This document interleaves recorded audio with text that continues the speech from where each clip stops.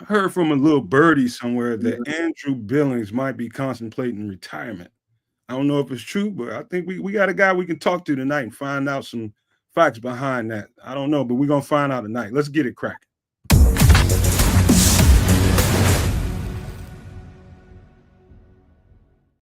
Yo, no maniacs. Sorry, we are late, but we had a little turbulence before the plane ride. During the plane ride, we're gonna land it though, because my guy Swifty, he had a situation pop up with his family, his girlfriend or something, man. And I just want to send him peace and love, man. I don't know what's going on. I'm not sure he did when he let me know he couldn't make it. So I'm just sending him some blessings tonight, and him and his family. Hope everything is all right, sincerely.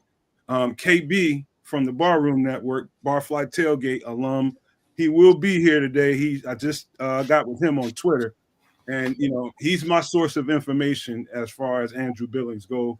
You remember the other night when we were live, when Tripp was telling me that he heard that, I had it on my mind the whole time, and I couldn't wait to get off that show so I can get with him. Didn't get with him until the next day. So when he gets here, I'll let him clear the air and let him speak to exactly what it is. We're gonna put no additives, no preservative on it. We're just gonna let him speak to what it is, and we'll live with it. We don't need no extra speculation. But beyond that, we're gonna get to some Bears conversation tonight, man. We're gonna have fun with it like we always do, man. My guy from Canada, the Canuck, passing you the rock. Tell him what's happening out there. It's Friday night. We're doing the darn thing here a little bit one more again, if you will. Shout out to our guy Swifty. Stay up regardless as to what the situation is, and we'll see KB soon enough. Shout out to you guys in the chat as you guys are filtering in. Immortals out there, hey, that's the wrench. That's our guy Naj, Victor Perez, Super No Maniac, and Super No Maniac. Derek guys down with us too. We're gonna do the darn thing, chop it up a little bit, talk some Bears football. I'll throw it down to my guy Triple R. See what you say. What are you saying? Trip. What up to everybody? All the No Maniacs, everybody straggling in. And if you're watching it later, big up to you as well, because Keds, our Canadian friend from the north up there, the Canuck, if you will, he does a nice job of reading off the names of everyone that's in the chat. Those are the ones that participate, and choose to, put in their 2 cents and don't get no change whatsoever. And they go into the chat. And then they, their comments, they have their side conversations and all that fun stuff. But we also know from the stats that there are a lot of lurkers out there. It's like roaches. You see one, that means there's like 7 million in the wall. And so we know that just from the people that are chatting, that there are a whole lot of you that don't chat, that be like, yeah, Trip, tell them. Because I know nobody ever disagrees with me. And everybody be like, Nomad, you and your sock thing, that's unhealthy, man. See? Immortal's chilling with me, bro. He knows what's right. There's some kind of wardrobe rehab that you can go to so you won't be as pissed. So yeah, big up to everybody, and just came for the news and information to see what was going on with Dollar Bill, y'all. Hey, so right quick, man. Let me give a shout out. Let me get him in the screen, man. My boy Blue. Let me quit playing around, get my guy KB in the screen. What up, Daddy-O? Happy birthday. Right on time with the stars. Happy birthday, dog. You muted. You muted, KB. Well, you muted. Oh, Lord. I've been muted this whole time. You muted the whole time, bro. Sheesh. What are you sipping on over there, bro? What are you sipping on? I know y'all boys have seen that John Wick. This that John Wick, boy. I just watched the John Wick this weekend. Put that closer. Put that closer, KB. Be careful on them stairs, KB. Oh, I ain't seen him. That's baby. That's that good. Be careful on them stairs, dog. What is it? Flat surface. I ain't gonna go down those steps. We out here, baby. Rocking this 35-year-old life, baby. Hey, what it do though, man? Hey man, look, I'm just trying to enjoy the day, man. It's been nice to have a day off from work because technically this was a work day. But it just so happened that it fell on a day off for me. Man, so it's nice. I'm letting the body recover, man. I'm getting over so much stuff. I had the norovirus. I done had the flu. Dang. Oh man, it was back to back. Lord, no. it sucked. But I'm still alive to kick it, man. You know what I'm saying? Doing the family man life, man. Got the kids doing well and whatnot. Got the lady in the back, she doing her thing. You know what I'm saying? Yeah, man. We doing our thing. And she over there cooking up some shit. Yeah. Okay. Yeah. Hey, what that John Wick hit you for? Because I ain't seen him yet, man. So it blends, right? It ranges. You can about a bottle that I got, man, you might get lucky and find a bottle of this for about 120. Ooh. Some places it goes all the way up to 160, 170. It just depends on where you're getting it from. Now, I got a spot out here that I go to. It's the Italian joint. They got that bottle for about $80. Fell off a truck. Word? Yeah. Okay. So I go to there and pick my bottles up because I'm not paying 120. So Well, I do that for my Japanese whiskey. That's whiskey? Or is that It's a bourbon. A bourbon? Yeah. What is it aged? Why is it so damn special? Single malt, aged, 82 years, some shit. I was gonna say, man, this one, single barrel bourbon whiskey, 93 proof. Bruh, it hit. It's a sipper. Hey, if you got a lighter, put it up in front of your mouth and blow and light it and see what happens. Hey, I'll be out here like a dragon. You feel me? Hey, you've been fucking around with Aldo too much, man. That guy got me when I was still at the bar room. I fucked around listening to him and went and bought like $600 worth of fucking bourbon. Some good, nice shit too, man. And I can't drink none of it, man. I can't drink not a drop of it. Hey, man. It's rough, man. Like, you gotta, like, it goes down so rough, man. My system can't take it, man. I'll be ready to spit it back up. Oh no. So this is my thing, man. In my younger years, I was heavy Ciroc. Heavy. Got to a point where that was going down like water, bro. And I was buying bottles every few days. So I had a bunch of things happen in life at that point, man. I was drinking way too much. And I got to a point where it was becoming an issue with my health. So I got to a point where I was like, I got to cut back. And I was like, I love to drink, but I got to find a way that I can drink something and it'll be able to tell me when it's enough. So I got into drinking dark. I got into drinking whiskeys and bourbons, and hell, you drink about 2 cups of whiskey straight, you get that burn in your mouth. You good? Yeah. You got the cigars going on with it too. That you got to sit down. That's it. You don't need to go no further. You at that age now, man. You at that age now. You got to chill out a little bit, man. You got a family. You know, you do sipping. You ain't drinking no more. Exactly. You know what I'm saying? I'm sipping. Let me ask you this: what happens if you drink on a little tequila? Bro, listen. Me and tequila got a rough story together. Tequila that had me do a few things in life I wasn't necessarily proud of. They had a couple wake up next to us like, what was I thinking? What happened? That's a very sexy drink, man. I mean, right, man. It's one of them.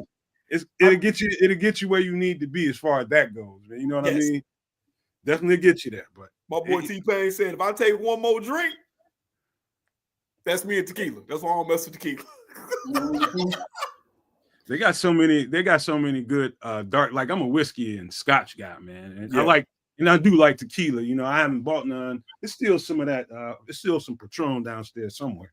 But man, dude, like that's the when I'm out and about, that's the drink for me. It's some kind of tequila, Patron, Don Julio, something. Yeah. But at home when I'm just, chilling like tonight, knowing it's your birthday, I definitely got me a little piece sitting next to me, man. I'm kicking with you right. Hey, that's what I'm talking about, man. That's what I'm talking about. That's what I'm taking that sip for me, man. I got right. I can't do it. Birthdays, hey, you my guy, man. And happy birthday, man. Straight up. Appreciate you, brother. Appreciate you too, my guy. Enjoy the hell out of it. Enjoy the hell out of it. Do it to the fullest, man. Facts. I appreciate you, man. Love. But listen, we ain't gonna jump right into the hot shit right now. I ain't had a chance to holler at you since what? It's been a minute. We holler about somewhere around the draft or something, or before the draft. Yeah, bro. It's been a minute. It's definitely been a minute. It's been a while. I'm wanting to know, what do you think about the moves so far? You take it wherever you want to go. You can go all the way back to Ben Johnson, Dennis Allen. You can get with the position guys they just brought in. Whatever you want to talk about. What do you think man, so far? I could take it all the way back to the beginning, because we had this conversation before the Caleb draft. Man, I think it's been that long. Go Cook. Man, I think we knew. I think we all knew there was going to be Caleb. I think the Rome pick was a little bit of a surprise to everybody, because I don't think a lot of us appreciate you, Crimson. I don't think a lot of us thought that Rome was going to make it that far, for one. And two, you could have took a defensive lineman, you could have took O lineman, you could have did what you needed to, but you decided you was going to pair Caleb with Rome. And hey, I'm not mad at it. I loved Rome during the draft process. I felt like, to me, he was a younger version of Keenan Allen, which was dope, because I've always been a Keenan Allen fan. Him, you put Keenan in the mold of a Devontae Adams or D Hop. These dudes who ain't necessarily fast, but bro, they'll route you up something vicious. Keenan Allen has always been in my top 3 for fucking route running. He is God sent on route running. So to get Caleb, I was excited.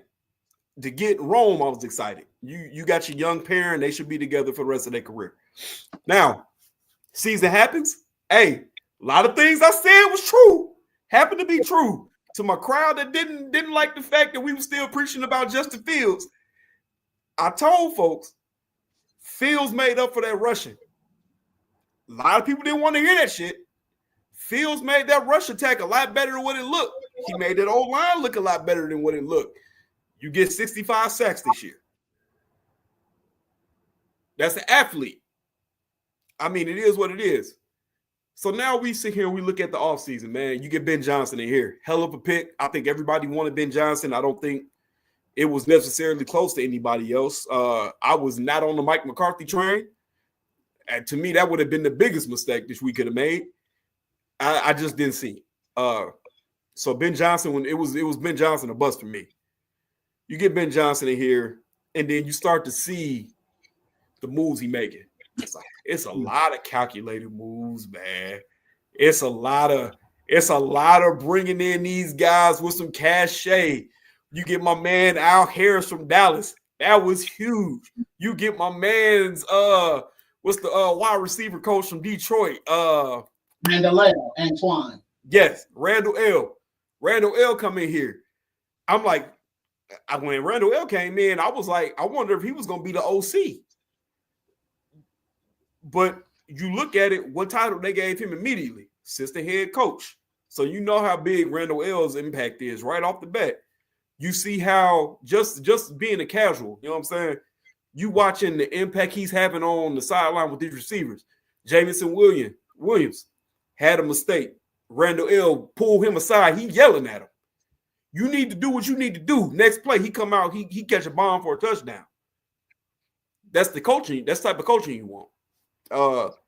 I did want Buddy from Stanford to come in to be the OC.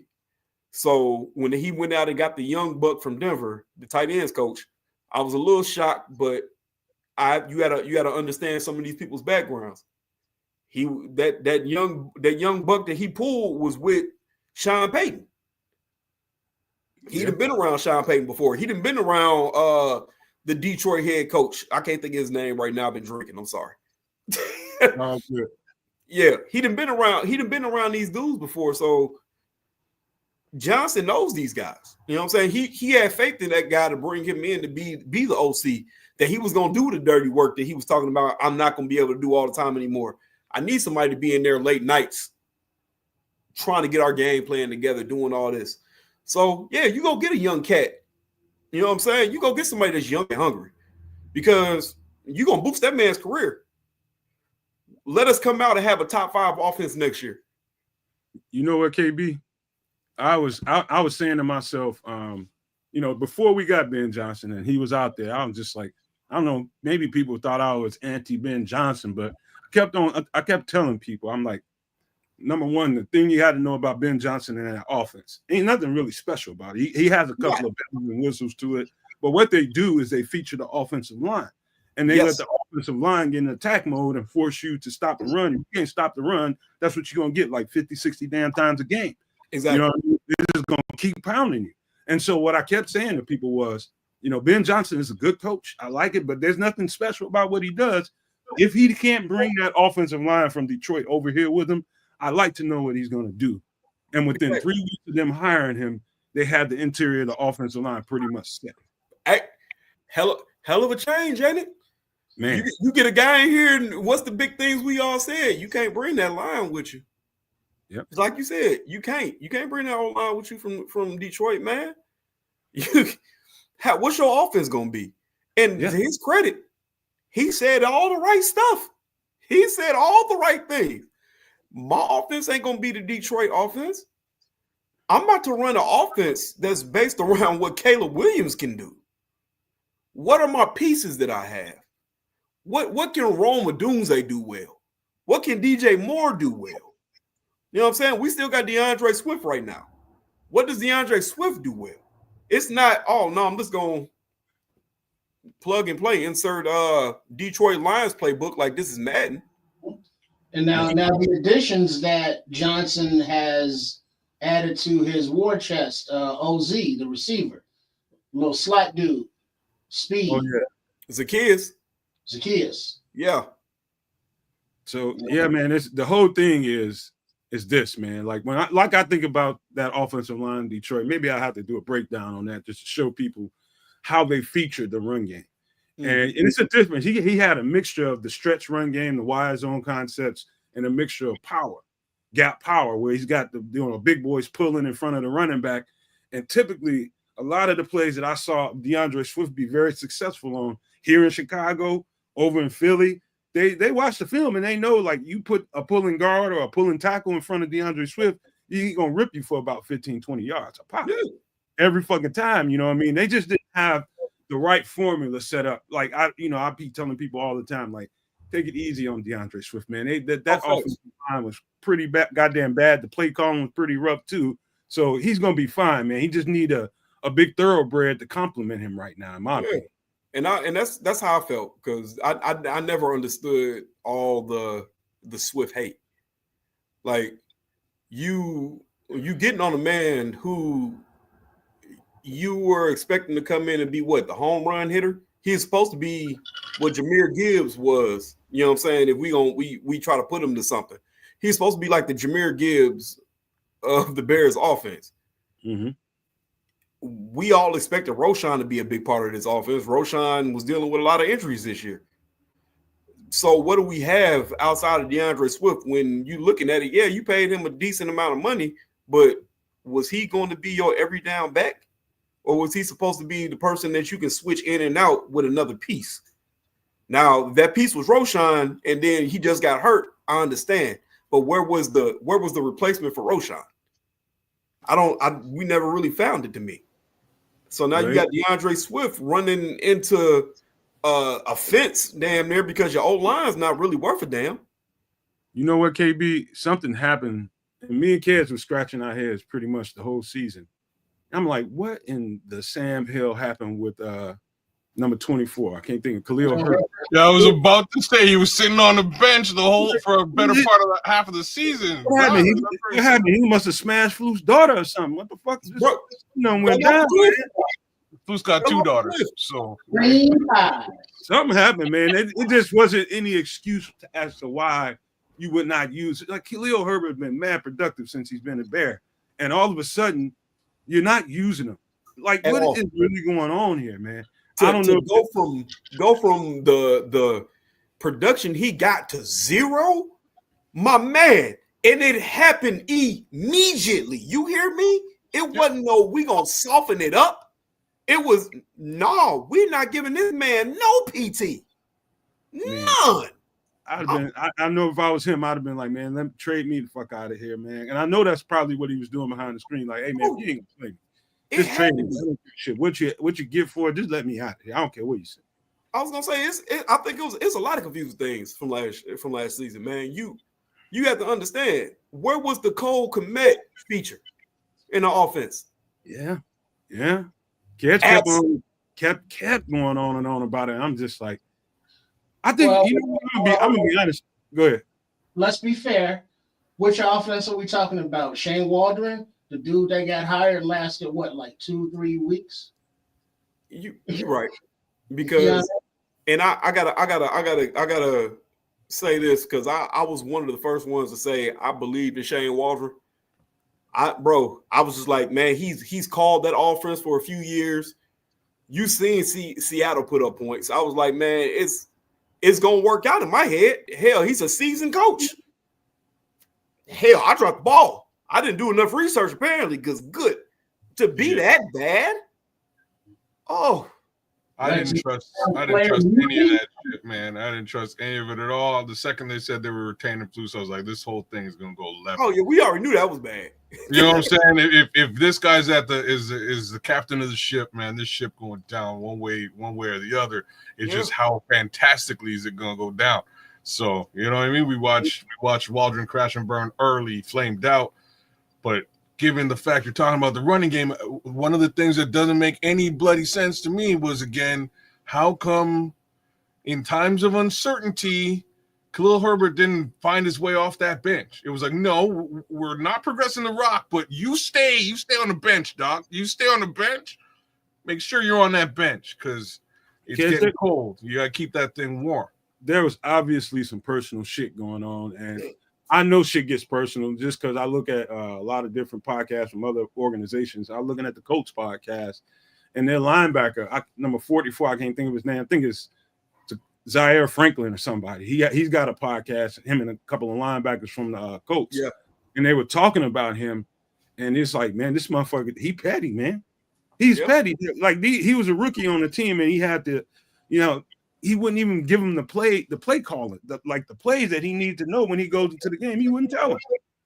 He wouldn't tell him. How you gonna not tell your rookie your rookie linebacker what the calls are? How you gonna not tell him? He obviously had some kind of problem with him, and I think people tend to forget. Like Flus is responsible during that time for who was playing and who wasn't playing. Cole Kmet not getting touches, he's not getting targets. Who's to blame for that? Khalil Herbert's not even getting in the game. Who's to blame for that? Right. I was gonna say Travis Scott. I keep saying Travis Scott. That's not that boy's name. Tyler Scott. Yeah, I'm thinking of the rapper. My bad. If I knew a Travis Scott song, I'd throw it in there and say some kind of Travis Scott joke. Hey, wasn't even happening. I ain't got no Travis Scott. Nothing. This is. Funny thing is, my alarm clock plays Spotify all the time, and they're always trying to throw some Travis Scott on me, and I'm always like, man, I'm not trying to do this. You know what I mean? Like, give me something good, man. Yeah. Like that's his intros to come into songs. Yeah. Scott, man. I ain't never liked this shit, but that's a whole other conversation. Y'all, let's take care of some business right quick, because hold on, let me turn my damn mouse on. I ain't ready. Turn my mouse on. Hold up. Pull up an image, because we did make some moves here not too long ago. We made last 24, 48 hours. We made some moves. Boy, they added that young Madden superstar on the team. Boy, you got Sean. That was another one. Sean Wade. Sean Wade was a stud at Ohio State. Go ahead and speak to it. Stud. I'm understanding he ain't really played and done as well as what they expected him to do. But I mean, Sean Wade was getting first round buzz, man. He was supposed to be a legit bona fide lockdown corner coming out of Ohio State. So to be the age that he is, you coming in with 6'1", you know what I'm saying? He's got speed. Maybe he just needs the coaching, man. If you can hit on Sean Wade, bro, you got a stud. If you can get that type of production from Ohio State you was getting, man, that was a hell of a player. Anybody else? Anybody with any takes on Sean Wade? Because I gotta take it too. I did an all 22 little breakdown. So he got drafted into the bad regime of the Patriots. Is that right? No, I believe the Ravens drafted him. Yeah, I think he got drafted somewhere first, and then he went to the Patriots. Oh, and then he went to the Patriots into the. So here's what the book. Before you go, Nomad, I want to ask you this: is this a signing that may be Al Harris was pulling Foles' coattails too? I was willing to put my money on it when I did that Yeah. video, when I did that breakdown. That seems like to me, because you got to think how dynamics in the coaching staff works. Okay, we really cherish having you here, Al. Is there a guy on the free agent market that you really would like to put your hands on and see, like somebody with some high upside, somebody with a lot of meat on the bone, and you could potentially turn this guy into us? And Sean Wade, you cannot beat this. This is a steal. This is a steal. Like, if Al Harris does Al Harris things with this young man, we're gonna have a player on our hands. Oh yeah. It kind of leads to some of the thinking and the talking I've had with other people with in regards to a Tyreek Stevenson. I know safety has to be more of an issue than what I believe we're talking. I've always felt Tyreek Stevenson would do better as a safety. Now, let's say you make this move with Sean Wade and you can actually get that play for Sean Wade that you wanted to. Now you have a lockdown in our boy Jalen, and then you have Sean Wade on the other side, or him being pressed by Terrell Smith. Yeah. Or, you know what I'm saying, vice versa. It's one of they bouncing off each other.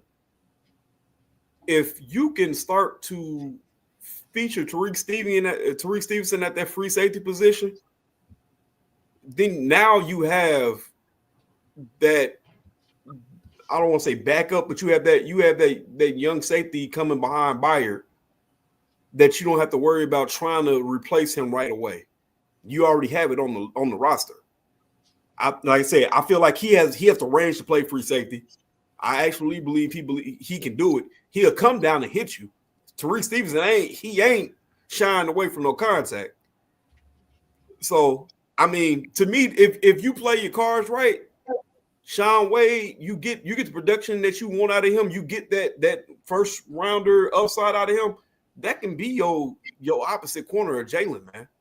Well, let me ask you and Nomad this: who makes that decision on? Is it Al Harris? Is it Dennis Allen? Is it Foles? Is it Johnson to say, "Hey, Tyreek Stevenson, he will look better at safety. Let's give him a look there." Who makes that final call?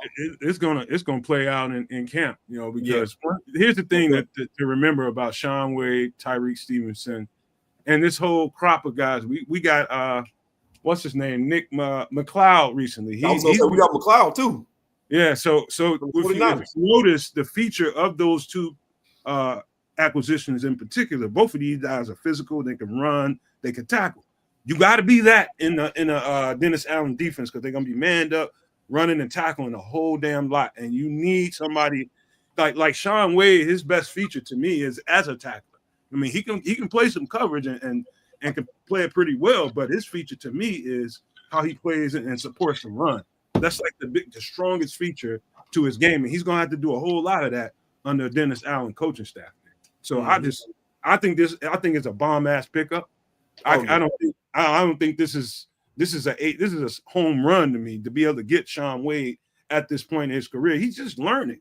A lot of these guys come in as world beaters in high school, world beaters in college, come to the NFL and get humble, because it's a job, it's a whole lifestyle change, and you better acclimate to this thing pretty early and be what people said you were real quick, or you're gonna find yourself on the outs. And I'm pretty sure, and I said this during the video, that when he got traded from Baltimore and ended up with that, probably humbled the dog shit out.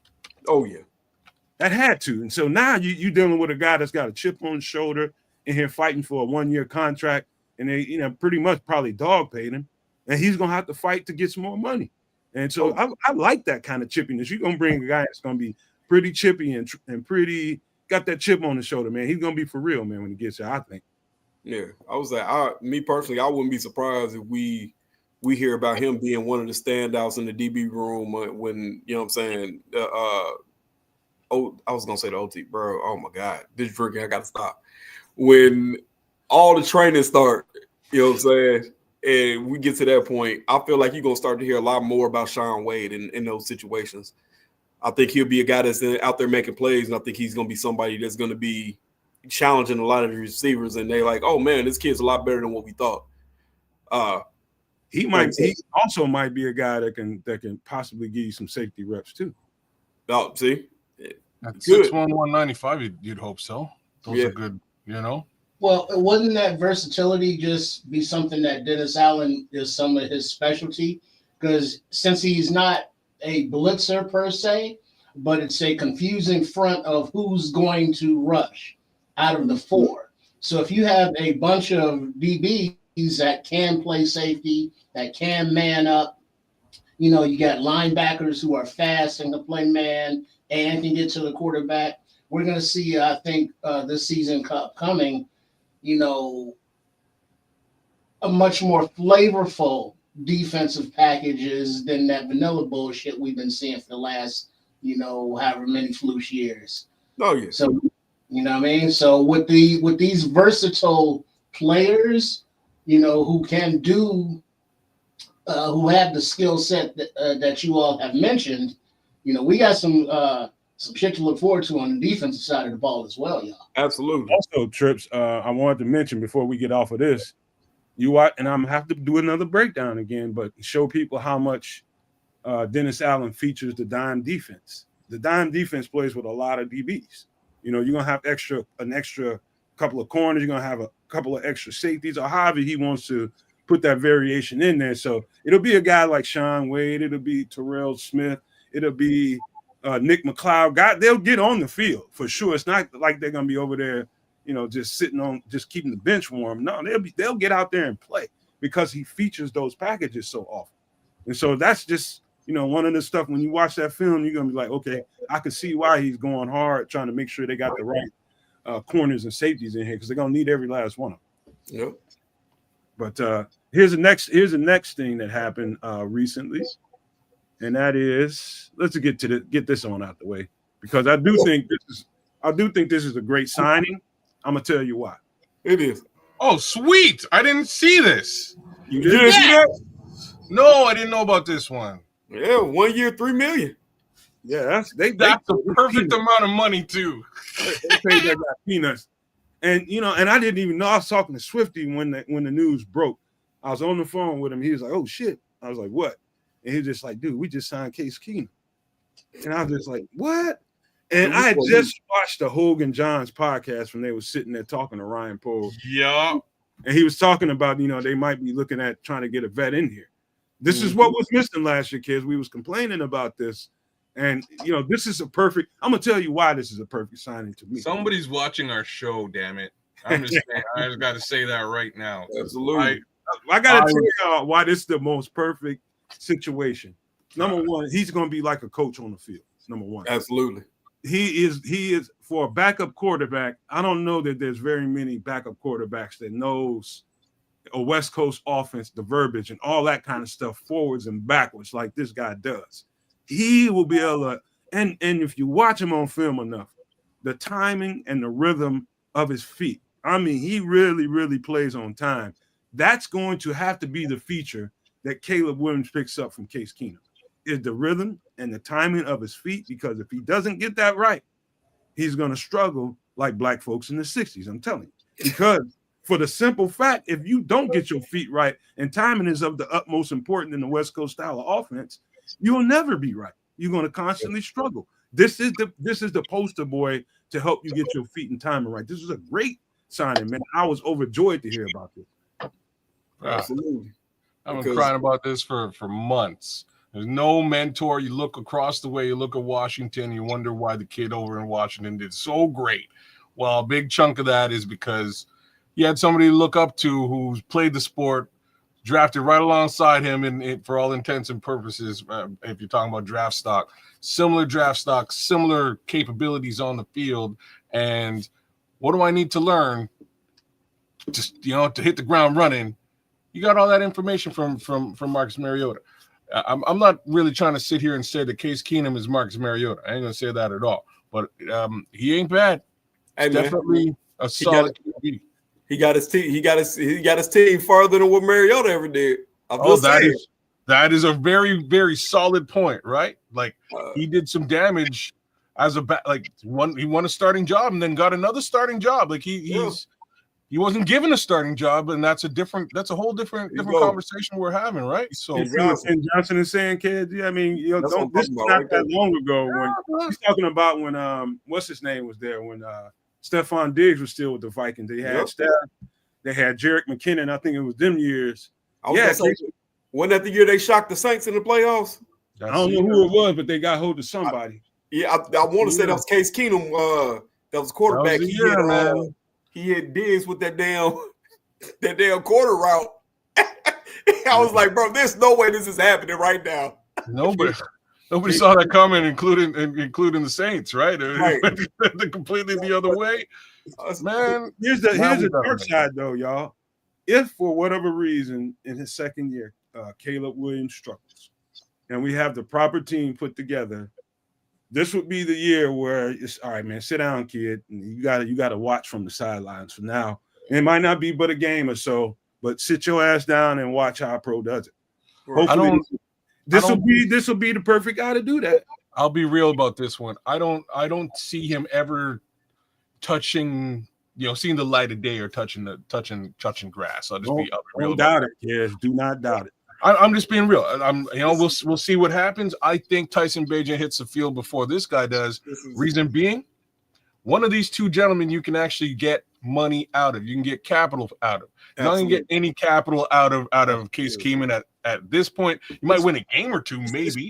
It's not that whatsoever, kids. It's about if you have a good team and your team is oriented right and they're putting pressure on, and they're in winnable situations, but your quarterback is struggling.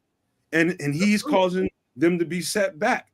This is why you get a vet guy that can help get him over that hump. You know what I mean? It's not about what you can get out of him. It's about helping that kid get over the hump and us not taking setbacks, waiting on Caleb to get over the hump. That's why you bring in a veteran. Well, this is what I want to say about what the point Kez is speaking, because I hear what you're saying. Absolutely. Yeah. But this is my thing where I'm going to go with Kez on. So, first of all, you get Keenum in here. You look at the type of quarterback that Bagent is, you look at the type of quarterback that Caleb is. Caleb is going to take them risks. It's high upside and high reward with that, but you also got the setback to that. He could make a lot of mistakes. Bagent has shown that he's not really going to try to make the mistakes because he's going to play on time. He's going to try to take those dump offs and try to chip away at things. Now, if you can have Keenum make both of them better, both of them, and then at the end of the day, Keenum has done his job. Caleb comes in and he's a world beater. But you sat him down for them 2 games. But in them 2 games, Bagent came in and looked like he could be a starter for the fucking Oakland Raiders. His stock goes up. Oakland calls. Hey, man, look, we like that Bagent kid. He showed us something in them 2 games that he won. He threw for 400 yards and 4 touchdowns and no interceptions. So we was just wondering, what would it take to come up off of him? Now, I hear you with the Keenum thing. I hear you. Yeah. Because if it came down to it and it's like you got to pick between him and Bagent, I want to take the guy that's going to win us games. Absolutely. But if you could get this man to up the stock value just because of his knowledge and what he can teach, you could teach Caleb that he don't have to play Superman hero ball every damn play and he can trust his feet. Boom, boom, boom. Let the ball go. You helped. You get Bagent to understand, hey, man, you don't always got to take the check down, bro. Some of these routes is open deep. Trust your arm. Charlie, check him. Exactly. Trust your arm. And then next year you get a phone call for a 3rd round pick for Bagent.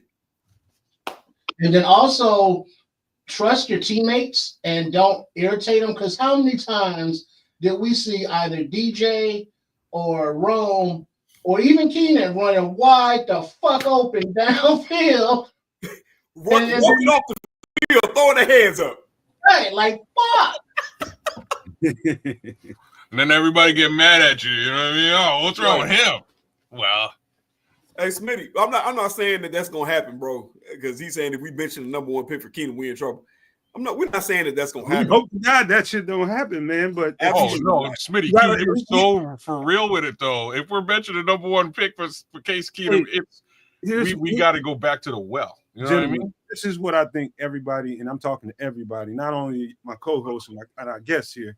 One thing, and I'm talking to the No Maniacs and everybody listening. One thing to remember: this will be Caleb Williams' second offense since he's in his 2 years. Yeah. Whenever you're dealing with the West Coast offense, it's good that he got the West Coast concept, at least one system of it down. Now he's going to get another iteration of it, and it's going to be a learning curve, dog. It's going to be a struggle at times. It's going to be. I'm not telling you it might be or it could be. I'm telling you, goddamn now. It's going to be a struggle at some point. Absolutely. And so hopefully the struggle ain't so ferocious where it causes them to have to do something dramatic like that. But it's possible. It's all I'm saying. Yeah. It's just new shit, and everybody has learning curves. Yes. That's the God honest truth. We'll see how Caleb handles all of this. I think he's going to handle it well, but my major worry was that he had nobody to look at and go, oh, that's how you do it. Absolutely. You know what I mean? At no point, there was nobody in front of him that's really going to try and show him the ropes. Now he's got somebody in that respect, and he can actually see how it's done. Hey, wait a minute, I'm gonna sit down for a minute, get some Gatorade. You go run the offense, and let me see how it looks from back here. Let me get a wide view. And once you get that understanding, you can go back out there and try it again yourself. Another little portion of what you were talking about there, Nomad, with that Hogan Johns conversation with Poles, they kind of asked him about, was it Poles or was it actually it might have been Ben Johnson, but they're asking him about who's going to be in Caleb's ear by way of quarterbacking and things like that, and he kind of said, well, we're going to sort of share the communication across the offense. And I was like, okay, well that's cool, but the reality is there really isn't anybody leading him as a QB. You know what I mean? This is going to help out a lot. I wonder. It makes me question. And this is just and I don't. Every time you say anything that's angled any way towards a little bit of criticism towards Caleb Williams, people think you're trying to attack him. And I don't want people to be thinking that. That shit's ridiculous, man. Y'all being sensitive. I'm telling you how it is, man. Listen, it's about whether he wants to be. When you're receptive to being coached, you're going to get coached. You know what I mean? It's about you. You better be listening to if he's telling you turn off the goddamn PlayStation and quit playing fucking whatever it is you playing all night and get into your playbook and learn this shit a little bit more. Come back tomorrow telling me some shit that I asked you to check out. You got to be wanting to be coached. And hopefully, I get it. I get a sense that it might have been a little bit of that shit going on, because I don't know that the connection between him and Shane Waldron was there. And I know when Thomas Brown got there, it turned into, hey, look, boy, I'm finna tell you what it is and you finna do it. You know what I mean? It probably was some resentment the whole year. And so now, hopefully he flushes that shit and takes to some direction. You know what I mean? That's all I'm saying. Of course there was, man. He was in a situation where everything around him by way of coaching was just tumbling down. You know what I mean? The offensive coordinator doesn't really know what he's doing, doesn't like the people he's working with, and doesn't really want to spend time with you in a rookie capacity. So you're on your own. And he tried to, set things up on his own while he's watching the head coach systematically lose the respect of the entire locker room around him. So he recoils, and he kind of has to do it all by himself. And the one thing I can tell you is, or at least from what Ben Johnson very specifically has been sharing with us, is that he's been very communicative with Ben Johnson. He's sending him texts. They're having conversations about this, that, and the third. And as long as that continues, in my opinion, that's the best place, for Caleb to be mentally right now. Hey, look, I'm interested in my role here. What are you going to do? How are you going to shake things up? Cool. I'm going to holler at you later on. We'll chop it up again. And the more that goes on and he builds that rapport with the guy who's creating, what I'd like to think is one of a burgeoning offensive powerhouse. It was super funny for me today, man. I watched him, Colin Cowherd today, and it's been a long time, but Colin Cowherd sounded like he was like down He was down with the Bears for the first time I think I've ever experienced, and a lot of it has to do with just the hiring of Ben Johnson. He's already sort of comparing Ben Johnson to What is that Sean weirdo? McVay. What is that fucking weirdo know? Well, I'm not saying he knows anything.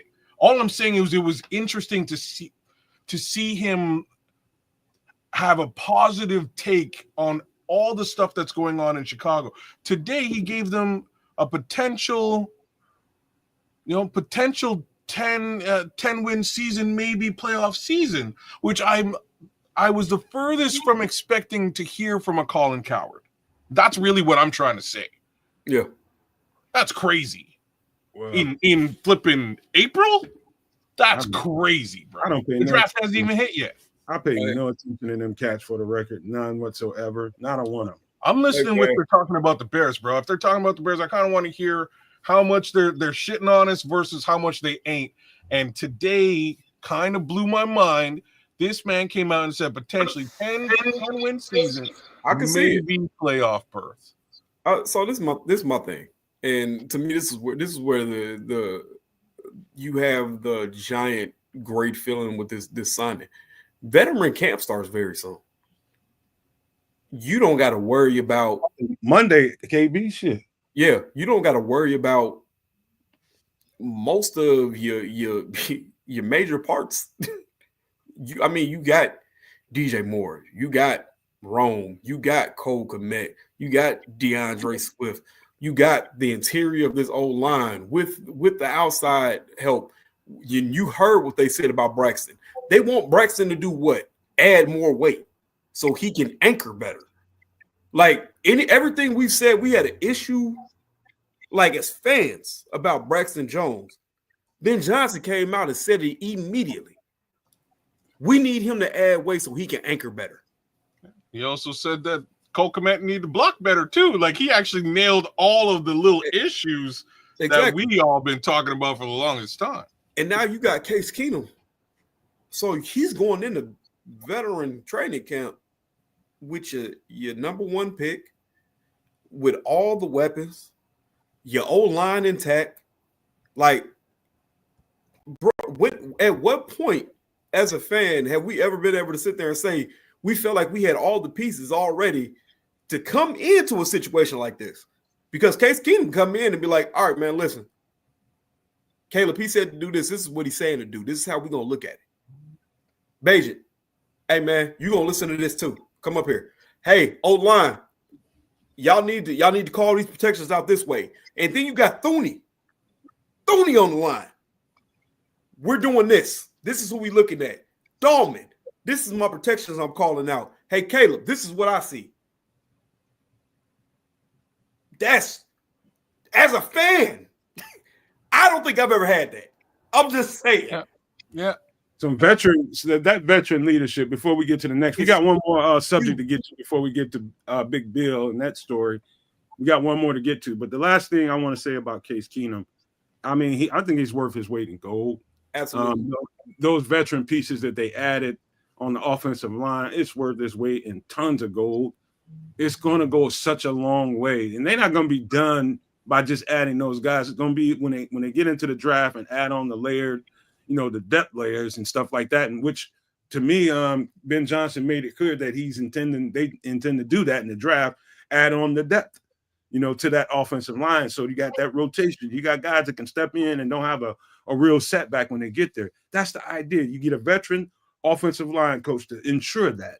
Get a new, young, innovative offensive coordinator that can come in and try to bring this quarterback up to speed and get to where he needs to be, and then going into a second year. And hopefully, you might have some dynamite, man. They get a couple of running backs in this draft. Hopefully, man, I think you got something special cooking here. But they did make one more signing here, and I know everybody knows who this guy is, but just for the record, man, I thought this was a pretty good signing. Bro, go ahead, KB. You the guest. I didn't see this one. Baller. Bro, if you put together a Madden team, yeah, I'm just saying, Myles Boykin is one of the first motherfuckers you putting on there. Oh, boy, what is it? 6'4", 200, what? I was going to say 220. Yeah, he hovering somewhere around that 220 range. Wow. I could have swore. This is just me. I'm in South Bend. I could have swore they had this man playing tight end at some points. I'm just remembering. Miles Boykin was a freak. He was in the same mold as a Chase Claypool. He was a freak athlete, bro. At that size, running a low 4.4, this man was damn near running a 4.3. This man was an absolute monster, a third-round pick to the Pittsburgh Steelers. Absolute. No, was it the Steelers or the Seahawks? Because I know he played for both. I want to say he got picked by somebody, and then he ended up with the Steelers. I think it's Baltimore, from what I'm Was seeing. it Baltimore? Okay. I know this. Baltimore than Pittsburgh. I was looking at. I remember when he was coming out, and I was looking at his tape. I thought that he was going to transition to a tight end because of his size. Because you coming out at that size at 220, you know you're going to gain like 15, 20, maybe even more than that. Your just maturity weight. You know what I mean? I thought he was going to be a tight end, but exactly, bro. I'm just saying. I'm pretty sure. I'm old enough to remember. While he was at Notre Dame, he got some tight end reps. I'm not saying that he is a tight end, but he got reps. I'm just saying. Well, now, like that would be awesome. Get this man to bump up. Hey, you get this man to bump up, and he's sitting around 230, 240. Yes, sir. And you know what? One thing that the feature about Miles Boykin that he's played with both one thing I can tell y'all for sure. If you're the fourth, fifth receiver, even the third receiver on any one of those two teams, Baltimore or Pittsburgh, your ass better block. Absolutely. Because you better block, and you better be like hell on them teams, them special teams. Both of them two things better be a factor, or you won't find yourself with a job with either one of those teams. Because he played for both of them, you know he's bringing that to the table. All right, now we got to ask though, with what he can do and all this good stuff, why was he available? And why is he not like a top free agent? What's the negatives in his game? I could give you little answers there though, and it has more to do with the teams he's played for. I'll say coaching. You know what I'm saying? So in Baltimore, things just didn't go the right way. Plus, they've got basically two amazing tight ends. He's a wide receiver. The tight ends get the ball more frequently, traditionally in Baltimore. If you look at Pittsburgh, he's basically he becomes the replacement for Chase Claypool, and it just didn't work out. And for the record, man, Trips, this might spell trouble for your boy, big number 88. What's his name? Colin Johnson. Colin Johnson. That might spell trouble. Oh yeah. Might spell trouble. Yeah, this is the same skill set as Colin Johnson, except with again, more speed and maybe better blocking. So that's what you sort of have to look at in that slot. Like, can you block? Yup. Boykin can block. Boykin can catch, and he can take the top off. That three man, Tyler Scott, man. So I gotta really say, bro. He clearly pissed somebody off in that building because they keep getting these wide receiver 4, 5, and 6 right now. I don't know where I don't know where Tyler Scott slots in there at all. I feel like we can go. I feel like we go about now. I'm thinking. Well, we got Keenan, Rome, DJ. We got Keenan right now. Not Keenan. DJ, Rome. Zacchaeus, we just picked up Duvernay. That's 5. Duvernay, yep. That's gonna be your turn, man. Miles Boykin, Tyler Scott. Who else? I was gonna say then Boykin. That's all you need. So we running about 6, 7, 8 deep right now. We running about 7, 8 deep. Snap! I'm forgetting about Colin Johnson is also and there. They re-signed Colin Johnson too. So let's. Yeah. So we got it for them last couple of spots. It's gonna end up. I think Boykin's gonna he's gonna ink out Colin Johnson, I think. Straight up. I mean, I'm not saying Colin Johnson ain't got the skill set or the skill. I got a feeling this guy is brought here with a particular kind. He's brought here for a reason, man. That dude's catch rate is humongous, number one. Preseason gonna be fun as hell to watch. So this dude, a 50-50 ball, he coming down with it, Cat. Yes, sir. Coming down with it. That's one of the features of him, man. But yeah, I was excited about him. I was excited about him. One of my guys is a Ravens fan, and he didn't know who he was when they drafted that cat.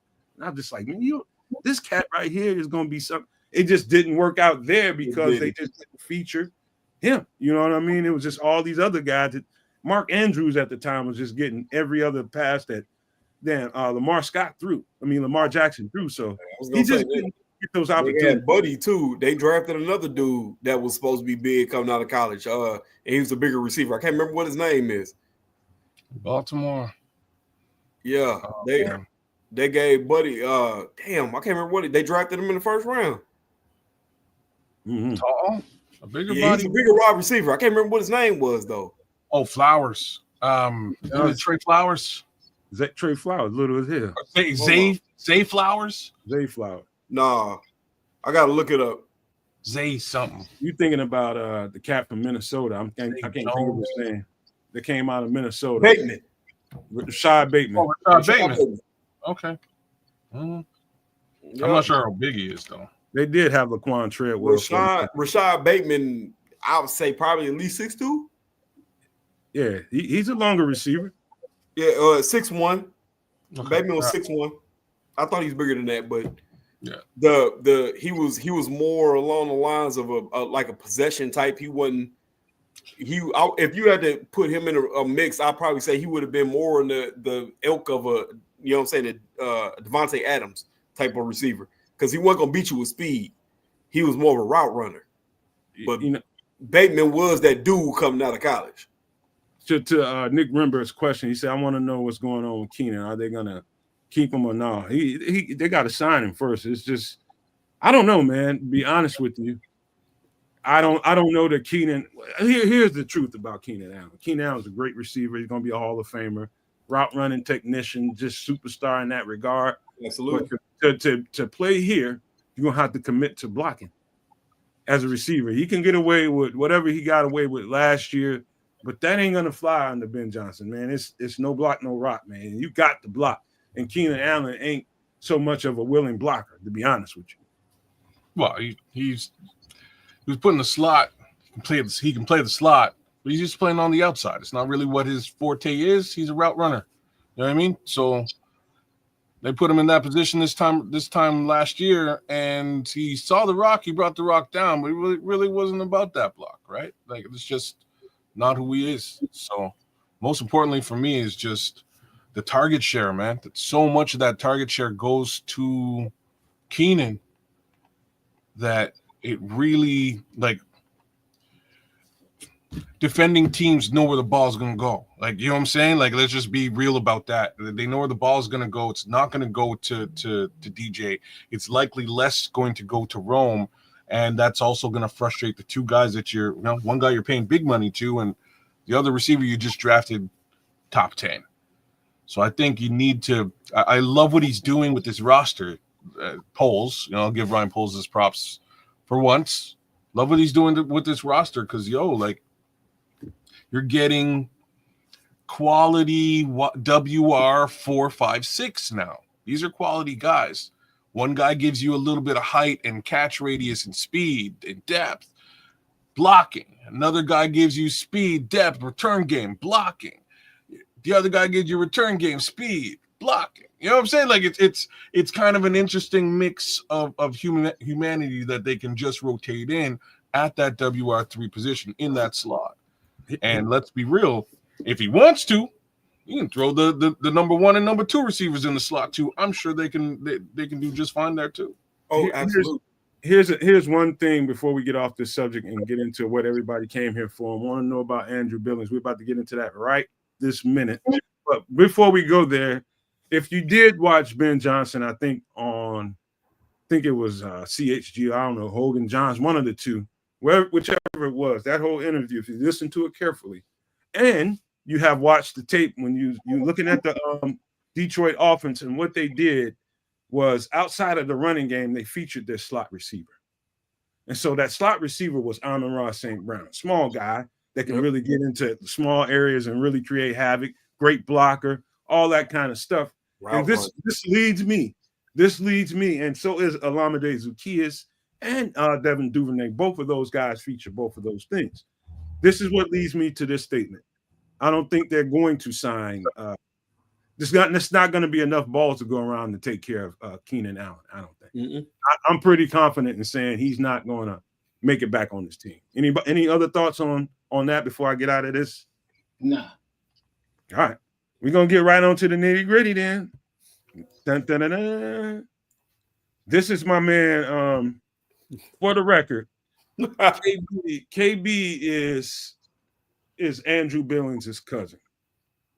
And I heard from Trips. Trips said he watched the Barfly Tailgate show, and he heard you say that it's a possibility that he might hang him up and retire.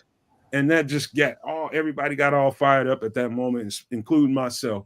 And I said, you know what? I'm going to the horse's mouth. I'm gonna holler at KB and see if he want to come out here and and I wasn't gonna ever try to put no kind of spin on it for no clicks or likes. It was always gonna be with no additives or preservatives. Whatever it is, and we'll live with it.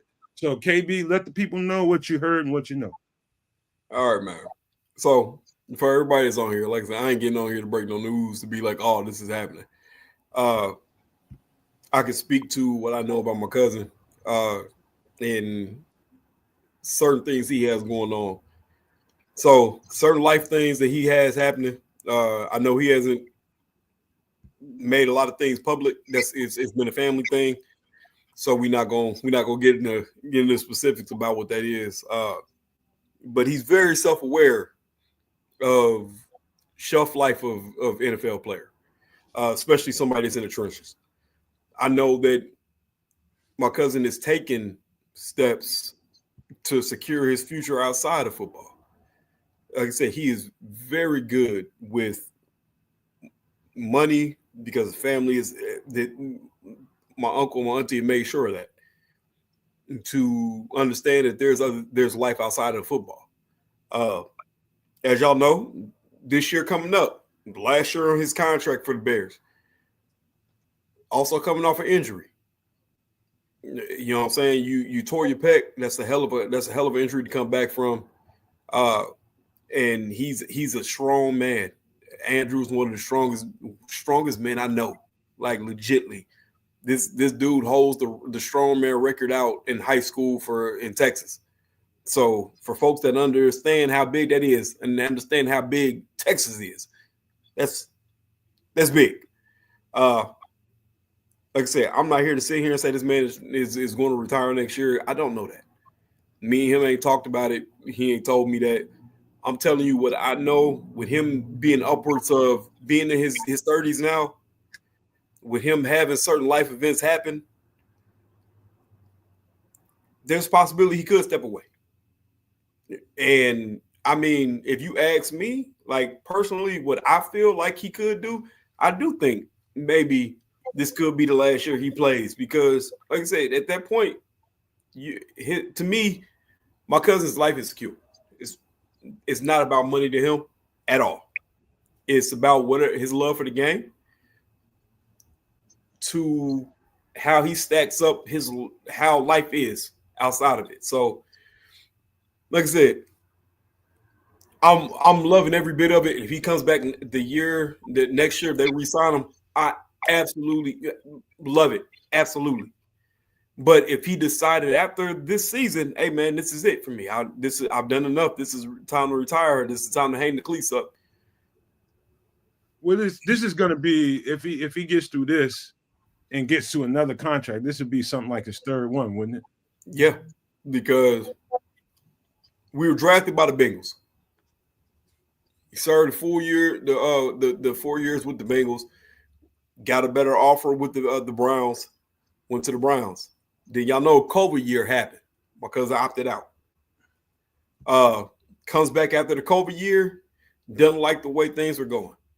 Understandable that the Browns team at that point, it seemed like it was stacked. They had hella people on that D line, and he wasn't getting the playing time that he thought he should have got, which was the truth. He should have gotten a hell of a lot more PT than he did. Then we go forward. Like I said, the Bears thing was a shock. It was a shock in the sense of, I don't know if everybody watched that podcast. If y'all ever want to see a podcast, man, YouTube, Barfly Tailgate, Andrew Billings interview, pretty sure to pop up. The interview we had where after he went to Oakland, it was the Family Guy episode. It was the smoke. Like, you had the guy in the front telling you everything that was good about smoking, and then you had the guy in the back like, smoke. That was us. We're trying to get him to Chicago. So when I got the wake up of, hey man, he signed with the Bears. I was like, hey, I brought Cuz to the team. It's been a hell of a ride, man. It gives you a sense of a rooting interest that you never knew that you would have. I've loved the Bears since I can understand what football was. I've loved the Bears even more because I have legit rooting interest in it. Like, this is family to me. This is my cousin. I love my cousin to death. He's out there giving everything he got for this team. So to have a year where I seen him tear his pec. For the record, KB, I went on record several times, and it was between Andrew Billings. I'm talking about the year before, not this year, but the year before. Andrew Billings might have been the best player on the team. Yeah, I mean, like TJ, one of them too, man. TJ Edwards. Yeah, like, man, listening to him, like, bro, he was the Akeem Hicks for polls to me, and yeah, that's my cousin. I'm gonna talk him up, bro. Like, I'm the type of nigga, I get the team and move that nigga to 99 overall and give him the X factor. Like, this is fair, bro. Like, hey, this is how I view him. I'm playing that franchise right now. I'm right there with you still, man. Right. I got it. You know what I'm saying? So it's like, man, to be invested the way I was, because to me, it wasn't just about, oh man, this is my favorite team. Man, this is the team my cousin is on. This is the team I've been rooting for since I understood what football was. So it's been a hell of a ride. And like I said, to me, this was posed as a Akeem Hicks signing. When Andrew got here, I've legit fought in the comments with certain fans like, oh, he's a mid signing to this. Bro, we went to one of the top 2 best run defenses in the league when my cousin got on. That's when you tune out, motherfucker. That's when you know you talking to a motherfucker and don't know what they talk about. Exactly. I don't even talk to them motherfucker like that. So the way that the run defense looked when Akeem got hurt towards the end of the season and then didn't return, I didn't think we were, you know what I mean? I thought we were going to get run all over starting out. And here comes your cousin and shores up that entire line. And guess what? We see what the line looks like without him last year, and it's a problem. Hey, remember 2-3 games out after Andrew went down, I was just like, man, whatever your ass do, Andrew Billings, if you listening, take your ass out the polls office and get a goddamn raise. Get a raise, bro. You deserve a raise, bro. Trust me. Like, it was so glaring, man. One of the personal things I'll let y'all in on, because I'm sure he don't mind this, man. Like, I sat on the couch next to my cousin after the Patriots game. I'm watching him go through the rehab. You know what I'm saying? He got the brace on. He got the little machine that's pumping water in so it keep it cold, stuff like that. And I can hear that disappointment in his voice, like, damn, I wish I was out there. Like, damn, I wish I was there, because I know I would have made a difference. Like, just understanding that what he's going through to come back. Like, nigga, you shaking back, you 29, dog. Like, you about to hit your 30s. Like, you trying to shake back, and you know you're trying to shake back because your team needs you. So when I sit here and we talk about this possible hanging them up, man, like I said, I understand what my cousin has planned. Like, I've heard through the grapevine of the family what he wants to do. And I also understand you being in the trenches, what's the one thing that you do a lot? Hitting heads. Mm-hmm. So if he decided, like, man, after this contract, That's it. Everything else is set. It's the love of the game at that point. Yeah. You know what I'm saying? And what I know, if he chose after this contract was up to say, I've done enough. Absolutely, you have. You absolutely have. You have every right to say I've done enough and to retire. You've proven enough. To me, he's one of the best D tackles in the league. Yes, that's my cousin. I'm gonna talk him up. He's one of the best D tackles in the league. I watched what happened to the defense after he got hurt. Andrew Billings ain't no joke, man. And listen, let me tell you, I'm gonna give him his flowers. One of these days, I'd love to have him on here, KB. I'll never try to put no pressure on you. I know he does that for courtesy to you, but if he ever decided that he wanted to do another podcast, we're gonna treat him right over here. We ain't gonna, try to. Man, we'll definitely treat him right over here. But one thing I tell you, man, until I got to the college game, and the banging and the pounding takes a whole different tone. We're just talking about major college. We're talking about he's in the highest level there is. And you combine that, all the high school, all the college, onto the professional leagues and going through the wear and tear, your body start telling you stuff and you try to ignore it because you want to get out there and play. And sometimes the dollar amount is like, fuck that, I got to take this money. Sometimes that gets in the way and you don't listen to your body and bad things happen. And so as much as I want to see Andrew Billings on the field playing for this team, I want that guy to be, I'm pro player, man. Everybody knows that about me. I want that guy to be healthy. I want that guy to be happy because there is life beyond football. It took me a long ass time to get to where we are now. I can actually keep myself close to the game this way. And it's fulfilling. I didn't ever think I was going to be able to find a way to keep myself involved with the game that I love, but it's hard when you're in it. You know what I mean? It's like going through your woman left you, man. It's like that you was in love with and your heart and soul left you.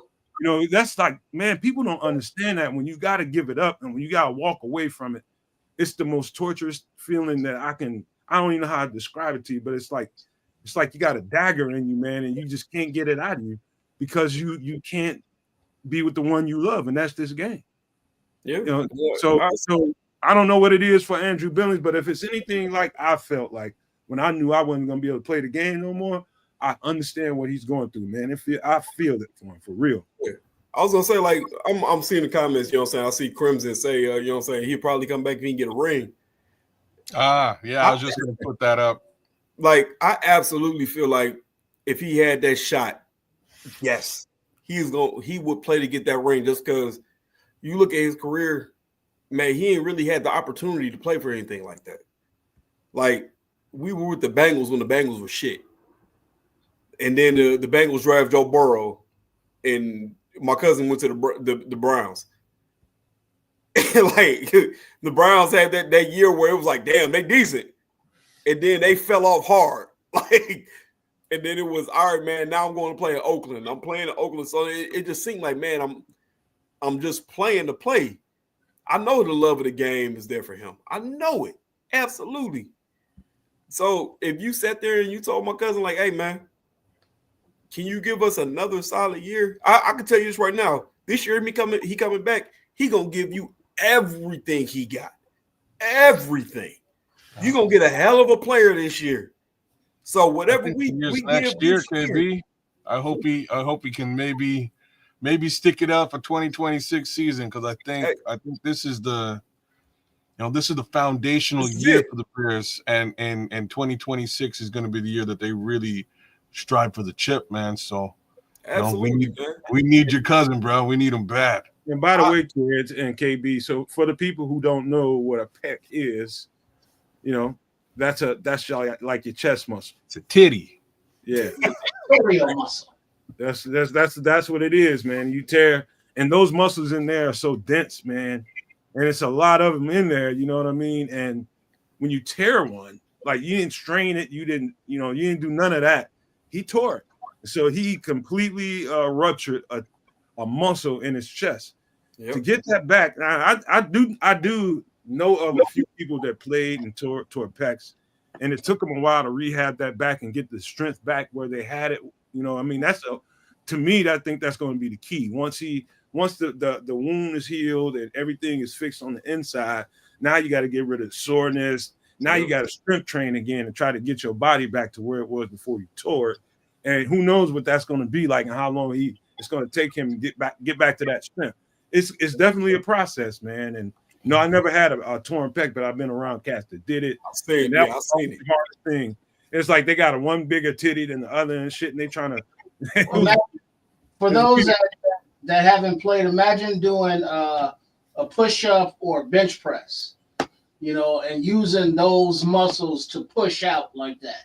Yeah. So imagine being a defensive tackle going up against a big 300-pound offensive lineman, you know, however many times a game, and trying to, you know, stop a run. You're using that motion every goddamn play. Absolutely. Yeah. I mean, that's a he's doing good for people that out of you know the upper body work that he has to deal with.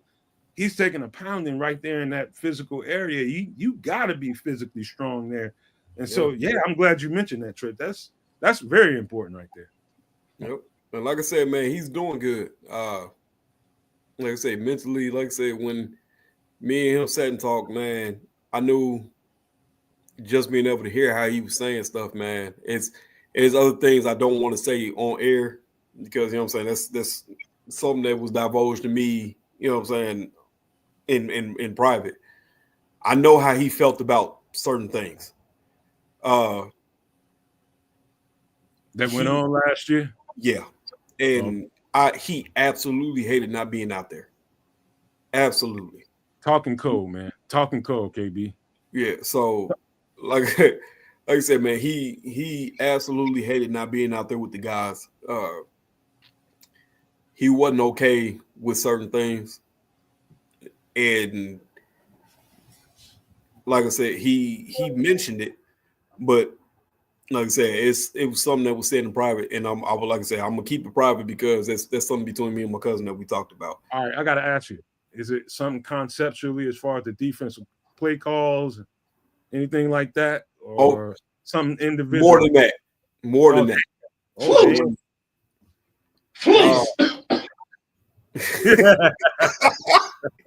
It was more than that. But I knew he wasn't necessarily pleased with a lot of things, and you could tell. But he wanted to be out there fighting with his guys. He absolutely did not want to miss a game, and you could see it when you talk to him. He was very bothered by not being out there. Like I said, my cousin is a hell of a pro. He's gonna come to work. I know he had a good relationship with my guy that got just Walker. I know him and Walker had a good relationship. Yeah. So when I seen Walker got released, I was like, bro, that kind of hurt my soul because just from a leadership standpoint, it was like Walker was the voice. I know my cousin was the staunch background of like, hey man, we do this and we get to work. So, like I said, man, we gonna get everything that man got to offer next year. Absolutely. And I'm praying that it's in the effort of at least a wild card round, so my cousin can have a chance to play on the playoff team. That man's a hell of a player. Hell of a player. He's poured his heart and his soul into this game, man. And for him to come to the Bears and do what he's done, to me, I feel like he's one of the players that deserves a C on his chest next year. To me, that's the captain. Dog, let me tell you something, KB. Ain't no motherfucker over here that supports the Nomad Network. Trust me when I tell you this. Ain't nobody over here under no illusion about what Andrew Billings brings to the table. Trust me. Little do you know, I might be his biggest supporter on fucking YouTube. Hey, man. And I mean, because I don't play when it comes to Andrew Billings. I thought was a guy, man. I mean, I'm not because I know you and I know you his family. They ain't got shit to do with it. I'm looking at the player. Yeah, man. The player, you like me and kids literally were doing games live, a couple games out, 2 or 3 games out of Andrew Billings getting hurt. we were just like, holy shit, man. Like Andrew Billings I knew he was a dog, but golly, I didn't know. Niggas was missing the hell out of that man in the 100-yard rushing games, wasn't you? Hey, Kez, would you tell that man? Man, all I know is it was a stark difference. It was night and day difference between when he was there and when he was gone. Yes, sir. And I don't know. It jumped out so fast. There was no solution to this. We stopped and we're like, okay, well maybe Zach Pickens will get in, get some snaps and show up. And he just didn't. Neither did Coward. Neither did Williams until finally we got Jonathan Ford. But he started to show us a little bit in that position. I don't know, man. I do assume that they draft somebody to really back up your cousin, but regardless, I would love to see him on this team for at the very least the next 2 years. Give him an opportunity at a chip, and I'm hoping this team is vying for that chip next time around. Listen to Go Blue, man. He said that boy was Keith Traylor. Yeah, okay. There's a good comp. It's been a while since I seen like a nose be this dominant in a defense. Like that motherfucker was just dominant. I mean, dominant. And Flus in that last year before he got hurt, Flus was giving him run at 3-tech too. I don't know if people picked that up, but he was giving him some run playing some 3-tech, and that motherfucker was dominant there. I heard he was getting the pass rush in. He was getting some words.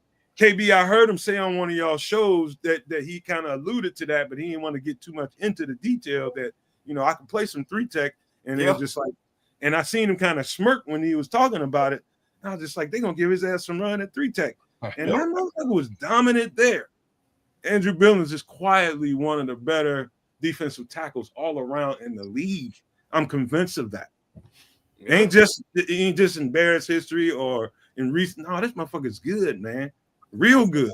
I was gonna say, man, before he got hurt, you looked at the stats, man. My cousin was getting up there in pressures. Like he was like top of the league in pressures type shit. Like it was impressive. I was like, this gonna be the year we get over 5 sacks in D tackle. You know what I'm saying? Yeah, he was getting back there for sure, man. He was. So he's for his size, man, he is athletic as shit. He's always been athletic, man. Like we had an ongoing story, man. It's a running joke, man. Back in the day before he even got to high school, it was the day we made pancakes with the motherfucker. He ate all the pancakes, bro. Like I was like, God damn, look at that. This was for everybody. You ate all of it.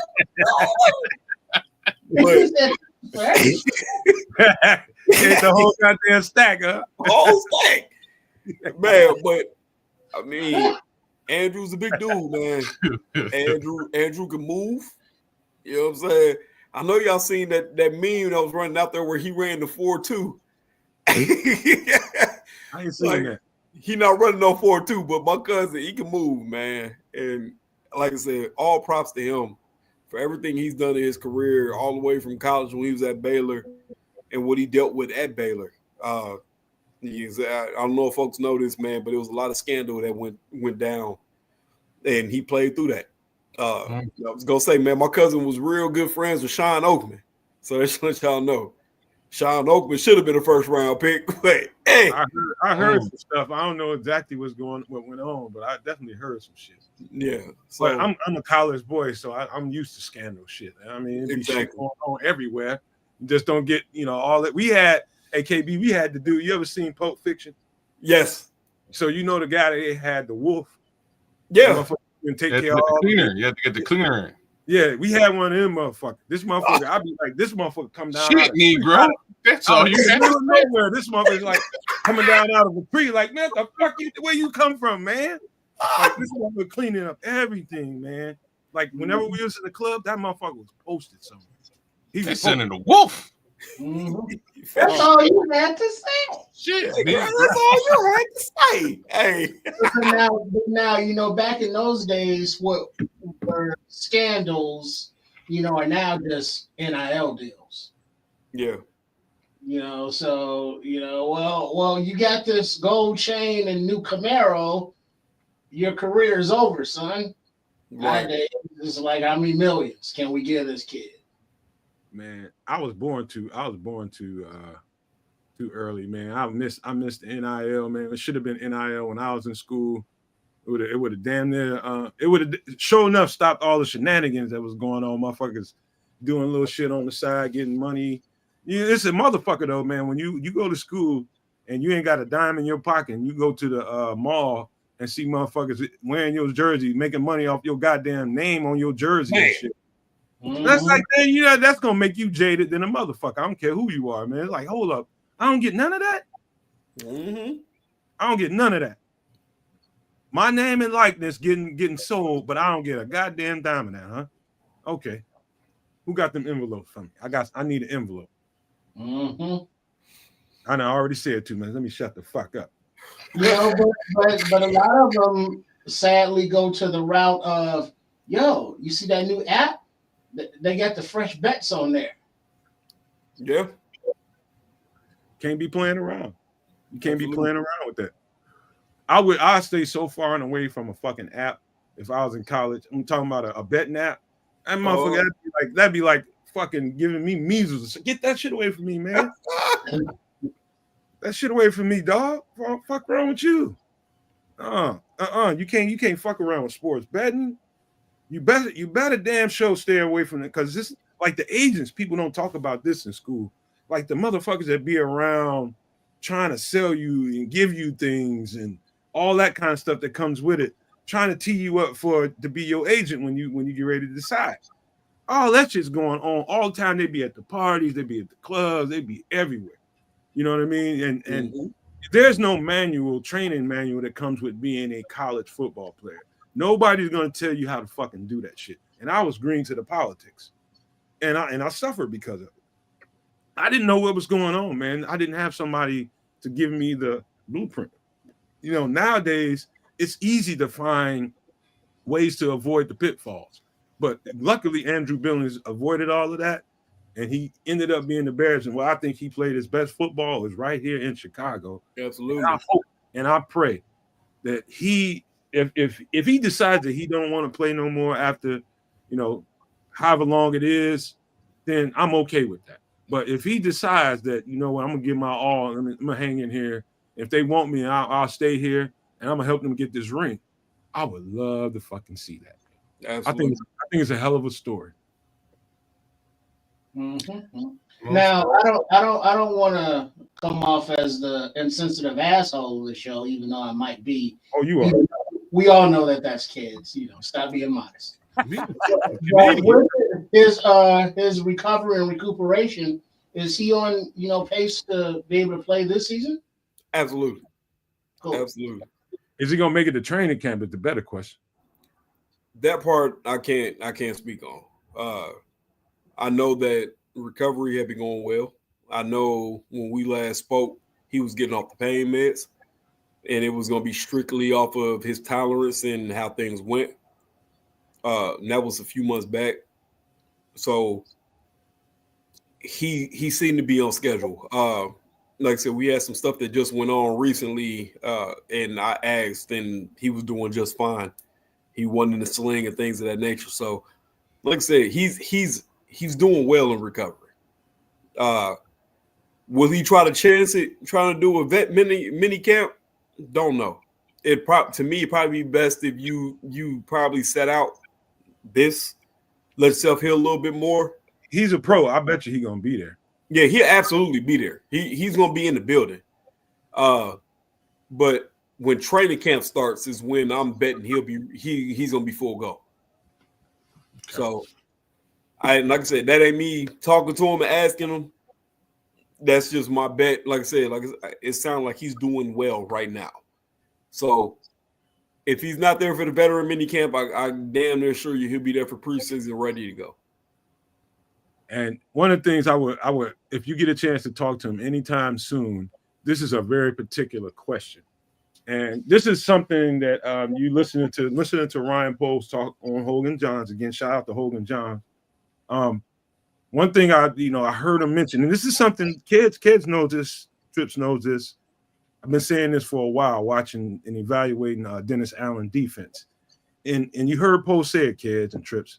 It's not so much about playing these techniques, playing two gap, playing the one gap that we've been playing and penetrating upfield. It's about attacking your opponent, attacking the lineman in front of you. Remember me saying that it's an attacking, intense style of defense, man, where they just really emphasize getting off that ball and just really, just making an impact on the line of scrimmage and getting back there. Andrew Billings is so suited for this role. Ask him if you can.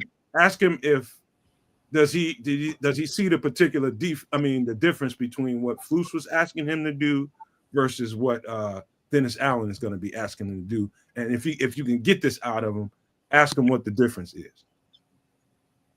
I definitely will, brother. Like I said, I had to reach out to him about something else. Like I said, when we get to talking, we'll get talking about a few things. But I would definitely relay the message to ask him the questions, see how that goes. I'm pretty sure he'll answer. Ain't no problem, man. I ain't getting into specifics. I ain't asking him to tell a scheme or nothing like that. Yeah.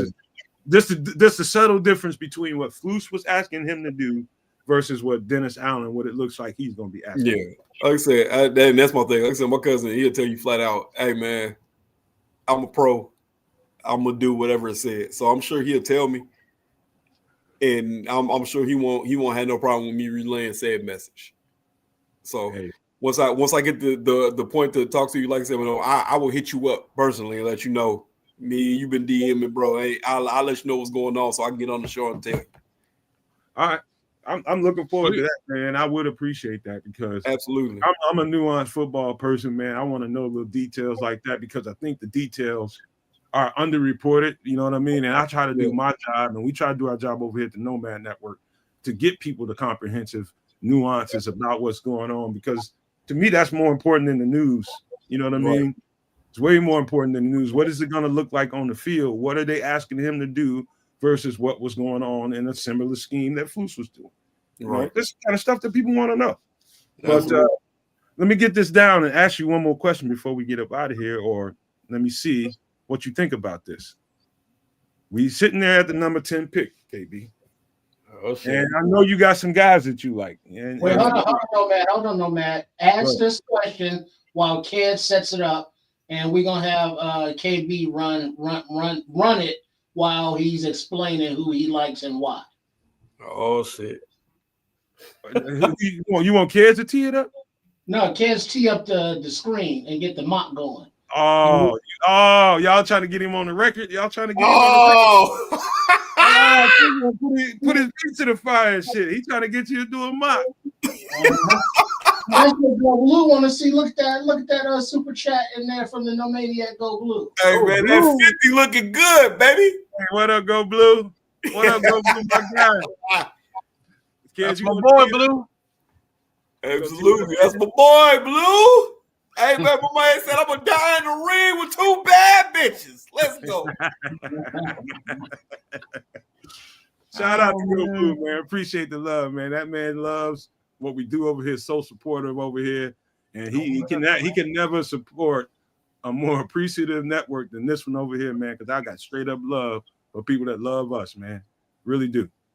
But you gonna tee it up, Kez? We won't. I've been already had it teed up. All right. Talk to me, KB. I was messing around with it before we started the show, so it's right there.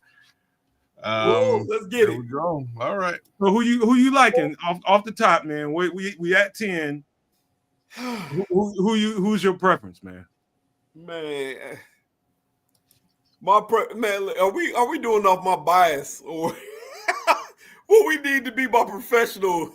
Hey, live in your heart, but be a football mind, man.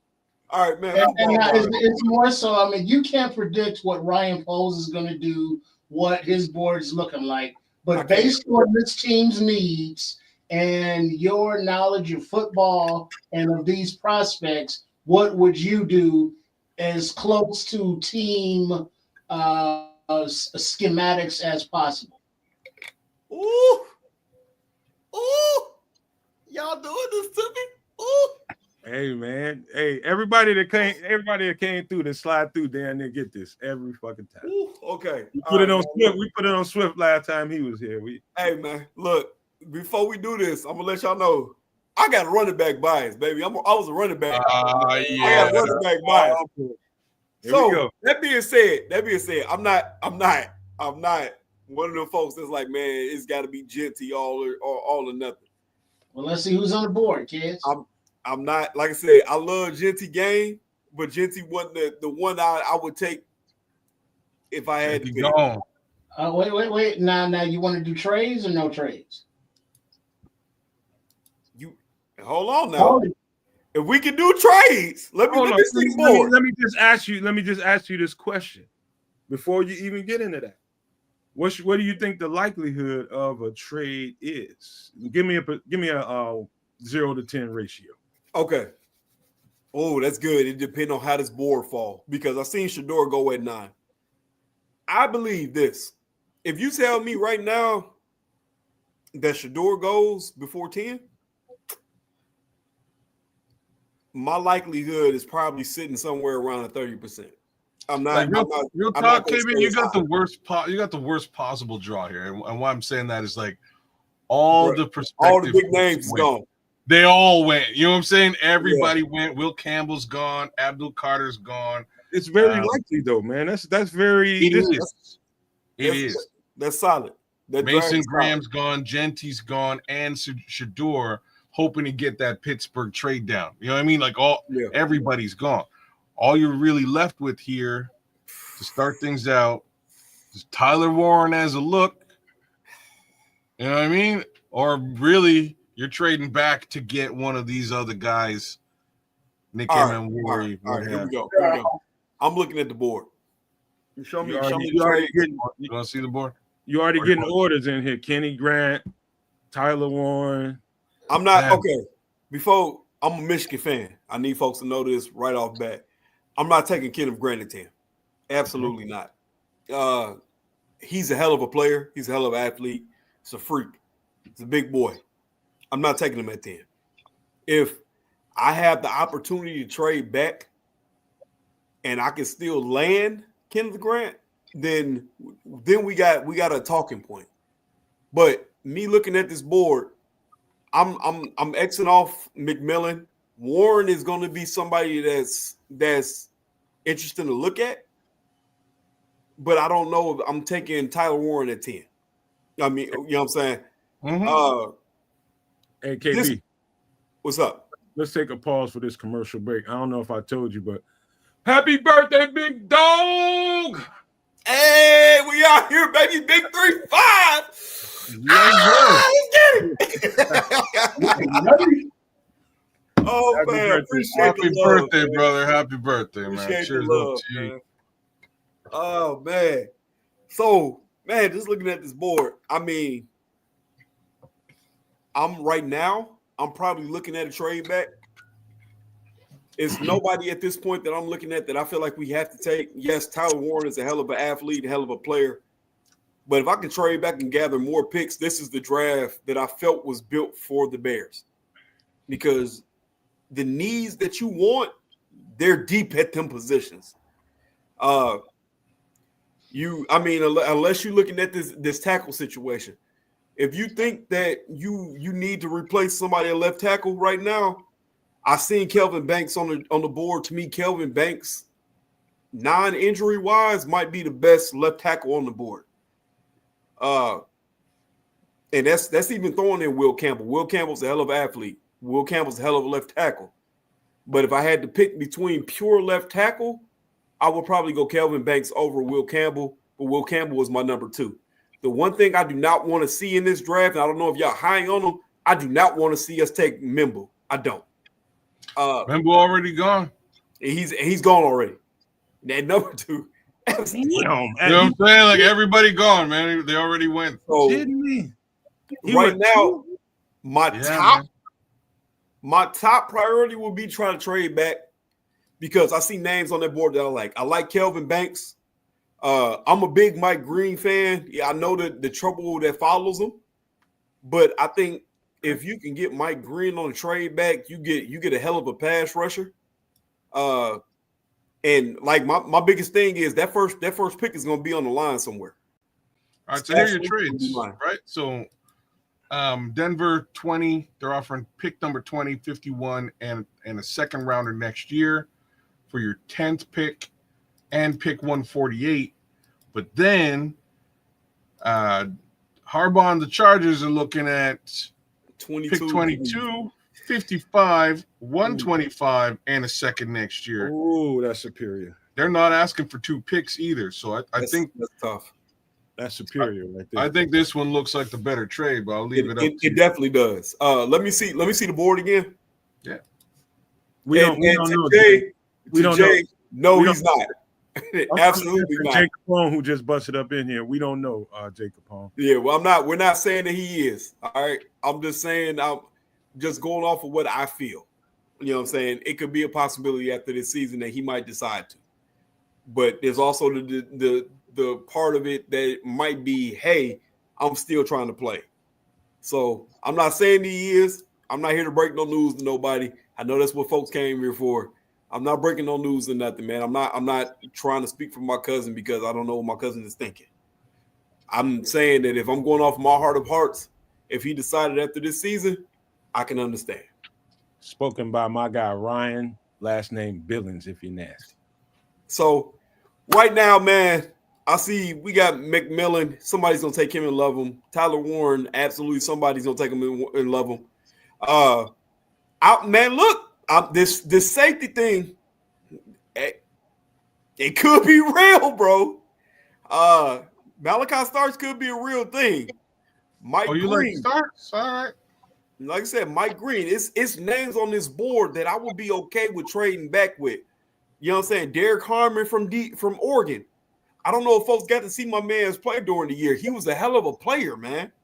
He was the heart and soul of that Oregon defense. And that's a big boy. Smitty Q say Mimbu is lazy. Oh shit, Smitty now.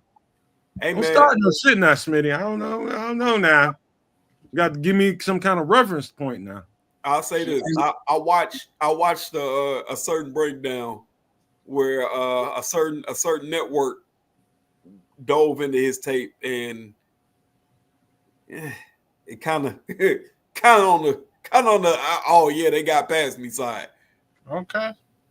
That being said, you can find that on any goddamn body. I can It's find true. that on Will Campbell tape against fucking South Carolina, but that ain't nothing to be like calling no goddamn body lazy about. All right, man. It's true. It's true. I ain't It's talking to you, absolutely Smitty, but if a network is doing that shit, that's ridiculous, man. Yeah, but right now, my biggest thing, I am gonna trade back. I'm absolutely that Chargers deal. I would absolutely take that in a heartbeat. To have that many picks in the top 100 right now, and you giving up what 5th round pick, or what? Not even, you're not even giving up a pick for that. You're gaining picks. Yeah. And you getting a second round next year? Yes, absolutely. I'm taking the Chargers deal right now.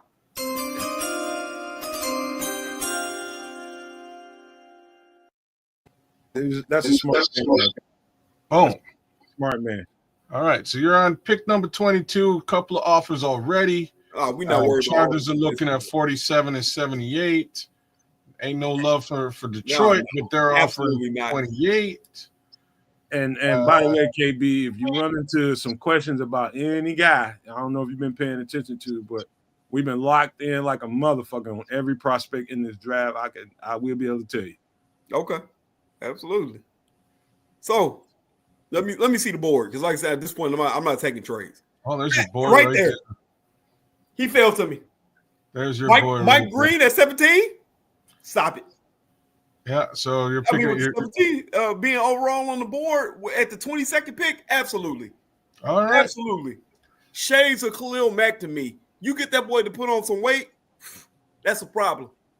Okay.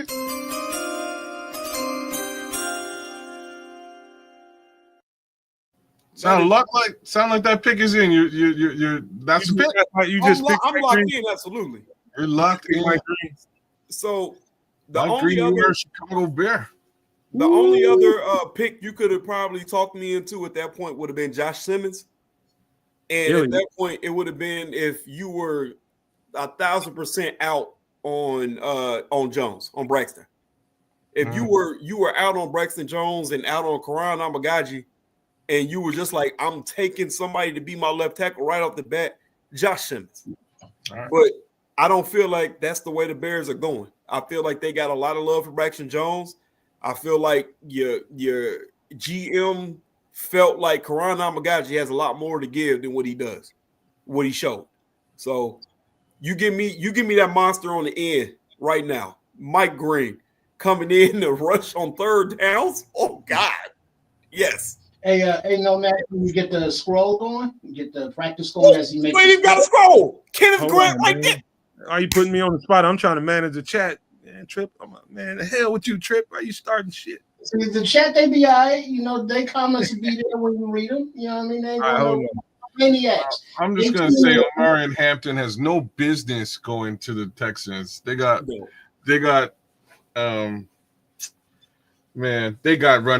problems with the running back situation over in Texas. That's all I got to say. They didn't need to go and do that. They did that just to make sure you didn't get your running back here, but it's cool. Hey, brother, because I'm fine with that because you gave me Kenneth Grant. Kenneth Grant it is.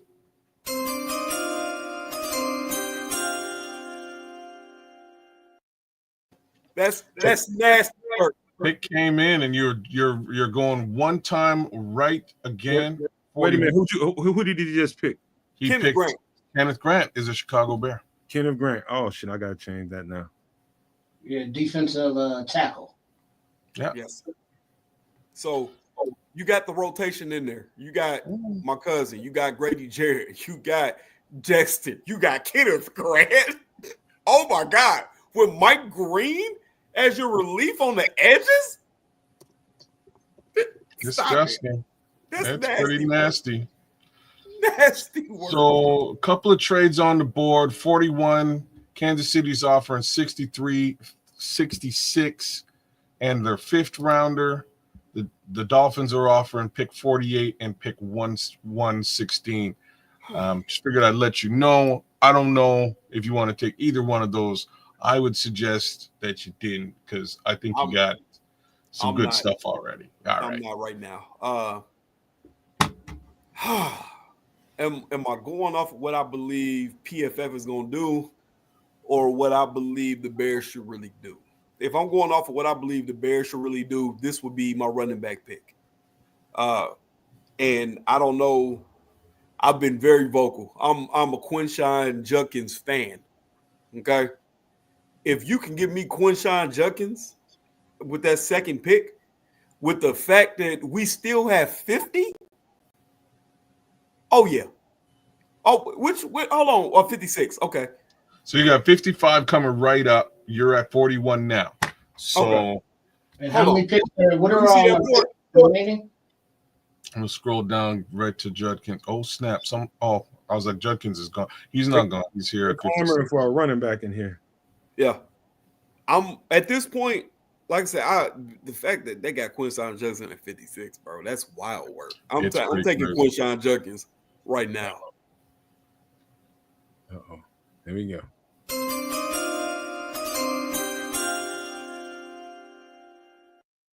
Hey, my man Go Blue, he's saying Jaden Blue. Hey, look, I got a wild proposal that I know PFF ain't doing right now, man. And that would take somebody off the board. But Jaden Blue, right now, I know he not getting nothing but 56 round looks right now, but that man's got the speed to be the Jamar Gibbs of his offense. Right now, let me see what the board is looking like, man. How Tyreek Williams fall this far? That's crazy. Wild. I mean, if you're looking at it in real life, didn't he just he did something at the pro day, didn't he? Hurt himself? He felt. Oh, maybe that's why. Yeah, he fell down, but he's fine. Okay, he's fine. Bear Truth 9 say you cooking with plutonium on this mouth. All right, man. Let me let's go down this list a little bit more, man. Jalen Royals. Who's that? So you got your edge rusher, you got a running back, you got a DT. Okay, so that offensive tackle from Purdue, I've heard of my man right there. Marcus Bowe. He's solid. I've heard he was decent. He was a decent O lineman. He's very good. He's good. I was gonna say, as I'm looking right now, if it's falling the way I wanted to, Emory Jones is another good one. I wouldn't mind. Oh, Harold Fannin still on the board. There's your tight end. Don't do this to me. You still got another selection at 72 as well. So where was Fanning? Fanning was Okay. The request line. The request That's line. right. Ugh. Oh, that's rough. That's rough. That's real rough. We already got Kenneth Grant, Ron. See, got him with the second pick. Go get Grant, he says. Go get Grant. We got Grant, baby. Everybody love Kenneth Grant, man. That says a lot. Man, I love the thought process of having Bo. How do you say his last name from Purdue? Marcus Bowe. Marcus Bowe. The M is silent. Yeah. I love the prospect of having that kid like in this draft. That's a hell of a get. But man, Fannin being on the board with the utility that you can use him with. Like I look at a Fannin like I look at my man's from the 49ers, Juszczyk. The fact that he can get out there, he can play tight end. You might be able to kick him in on some downs to be a fullback. Like you can do anything with Fannin. He's an athlete. Give me Fannin, man. Give me Fannin. I got to take him right now.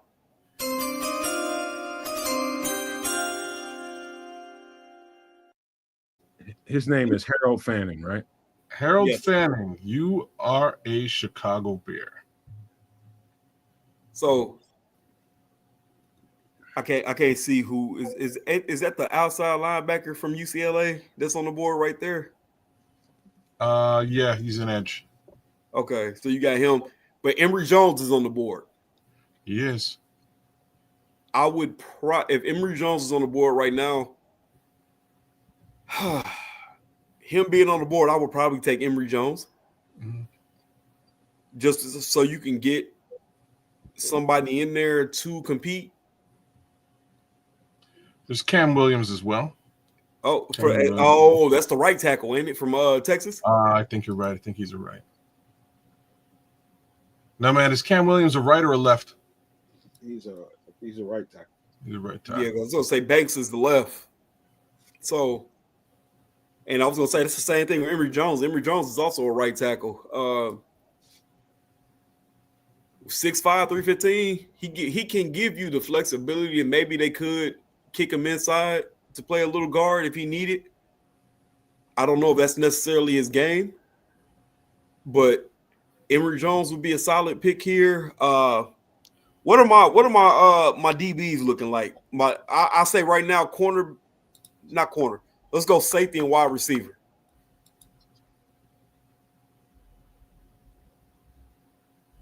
Okay. There's your safety. I'm in your hip pocket here. If you need me. You tell me what we got here. Lathan Ransom, Billy Bowman. You can't go wrong. Billy Bowman. Jonas Sanker. Either one of them three. Okay. Let me see what our wide receivers look like real quick. Because it's a wide receiver. I know that's not getting a lot of love, but I feel like we got him on the team. So I see Jack Beck is a good one. Torrey Horton is the wide receiver I was thinking about. I just put a short out on him last week. I don't know if folks know this. Torrey Horton was putting the Heisman Trophy winner in a spin cycle. Boy, that man is a hell of a wide receiver. I feel like the only reason why his stock has dropped because he got hurt. If you're looking at receivers, what are you looking at? You looking at an XZ? You looking for a slot guy? What you trying to get? So I feel like we got enough slots on the team because you can rotate Moore, Rome, Zacchaeus. You can rotate them all at slot. I feel like Torrey would be your big X. And I feel like we are lacking that, even though we just signed Miles Boykin. I think Torrey would be a nice second to bring him on. Wait, but before you go there, what about scroll down a little bit, kids? There's an X that him. Was it Williams? Savion? That's another. Oh God, 225. Man, hey man, listen. 6'3". Hey man, that motherfucker he's the best football player athlete in the draft. Him and the quarterback from Alabama, the best fucking Melton. athlete. No. From that's what is his name from Alabama? Wide receiver? No, the quarterback. He's a goddamn nuclear weapon, and so is Savion Williams. God, I can't think of his name. Jalen Milroe. Milroe. Yes. He gonna be. I mean, it might take a year or two, but I'm telling you right now, when that motherfucker's done cooking in the oven. Oh yeah. So this is my thing. Right now, I feel like if we looking at safety, you looking at somebody that's going to eventually come in to take Byers' position. Like I said, I feel like if with the Sean Wade move, like I feel like at some point they should realistically look at moving Stevenson over. But if you were going to bring somebody else in, let me see the safeties again. Mm-hmm. Boom. All right. A Penn State safety, I never feel like you can go wrong. They're athletes. Like either one of them three teams. So right now, like I said, I can't pass on the prospect of missing on the Penn State. I'm a Brisker guy. He's a hell of a player. I know that it seemed like any defensive player they got on their team are mostly athletes. So right now, I would take Winston Jr. By the way, man, Penn State's been pumping out DBs and safeties and corners. Yes. Man, now I'm telling you, what that coach down there is doing, man. People be sleeping on that guy. I can't think of his name right off the top of my head. I can't either. I just know he looked.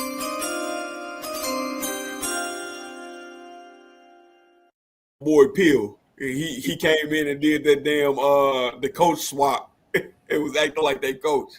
Who was the pick? I thought he said Kevin Winston Jr. I haven't selected it yet, though. Yeah, Winston Jr. I'll take Kevin Winston Jr. right now. Boom. All right, what picks we got remaining? I think 125 and 148, and then the 2 in the 7th round. All right. Let me see my wide receiver. There's Jonas Sanker right there, too. Well, let me see the whole board. Yeah, back to all. Oh, he's a Xavier Williams there. I don't need to see no more.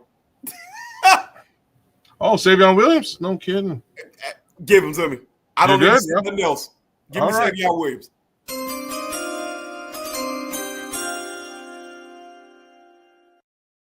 Savion Williams, Chicago Bear. I love it.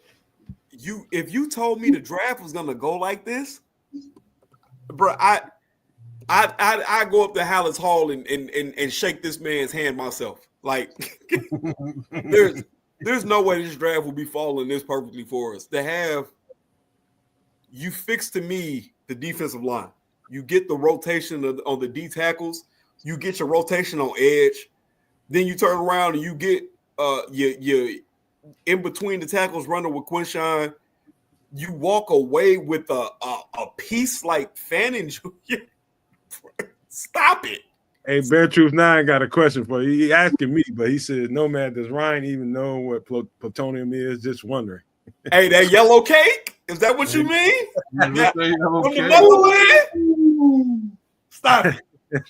The man's a goddamn fireman, man. He needs to know what hazardous material. This would be a hell of a draft, man. I feel like you covering most of you covering most of your holes, man. Like I said, I'm not somebody that necessarily believe that the tackles are as much of an issue as they are, but I understand at a certain point we got to look into addressing that. So at this point, let me see what our old line is looking like. I'm across the board. Hold on, he's talking about that old ass Back to the Future movie. What was plutonium in there? Oh shit! Don't do that to me. Capacitor? I can't lie to you. They put it in the flux capacitor, right? That's what it was. The flux capacitor. You goddamn nerd. You. How would you even know that? My brother, you That was go Back to the Future, my brother. Come on, now. Back to the Future. You don't know about Throwback. the flux capacitor, bro? I'm gonna have to get fried and turn that on or something. Right. I'm over here quoting Chappelle's show. Hey man, I'm a child of the '80s, man. I know about the flux capacitor. Trust me. All right, man. I'm gonna have to get fried and turn that on just for kicks, man. So we got keep getting fried For the car of the future. Let me see the turn it into compost later on, but anyways, Mayhem just busted up in this piece. Ken Mr. Johnson. Mayhem, my man. All right, man. Like I said, let me see the guards. yeah. Oh, guards. Okay. Miles Frazier's really good. Yeah. So there's that right off the top. I was gonna say that's who I was looking at immediately. He's really good. If you're looking at tackles, Jalen Rivers is really good as well. Carson Vincent's you can probably get him a bit later, but Jalen Rivers is good. Let me see my OCs. How many picks you got left? Number one. We're at 148. He's got 233 and maybe we traded to 240 pick. Let me see. We traded one of the picks. No, we didn't. Because I keep thinking of that one trade. You got 3 of them left. You got 3 of them left. We got 3 left. Yeah. And I won't lie to you, man. This pick I'm loving right now to take an offensive lineman because my next pick is probably gonna be looking at a linebacker. I'm a big fan of Jonah because I for one I know that he had hella snaps with Caleb, and he also has had a lot of snaps at center for USC. But let's go back to tackle with my guy from Florida that you were talking about, Jalen Rivers. Yeah. So let me see Jalen Rivers' side. I'm not really familiar with his game. 6. Woo! That's a big boy. That's a big boy. Light on his feet, get off the ball quick. Okay. So this is where we come in. Can I take Jalen Rivers now? My boy Jonah is projected as a one. What? Go back to OC.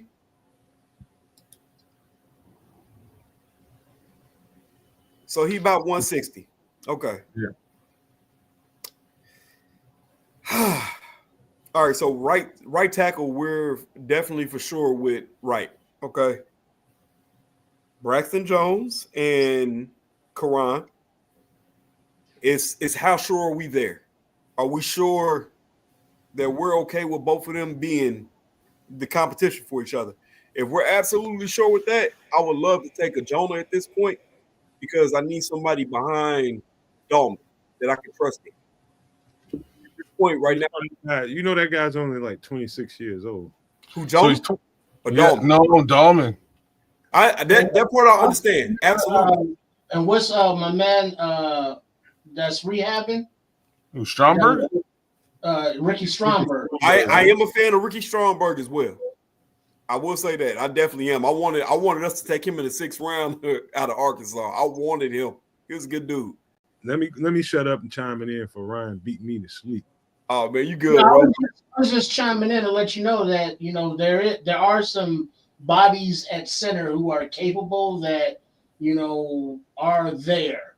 So also Ryan Bates as a also say Bates is there too. You right. Yeah. So so this is my thing. We have depth, right?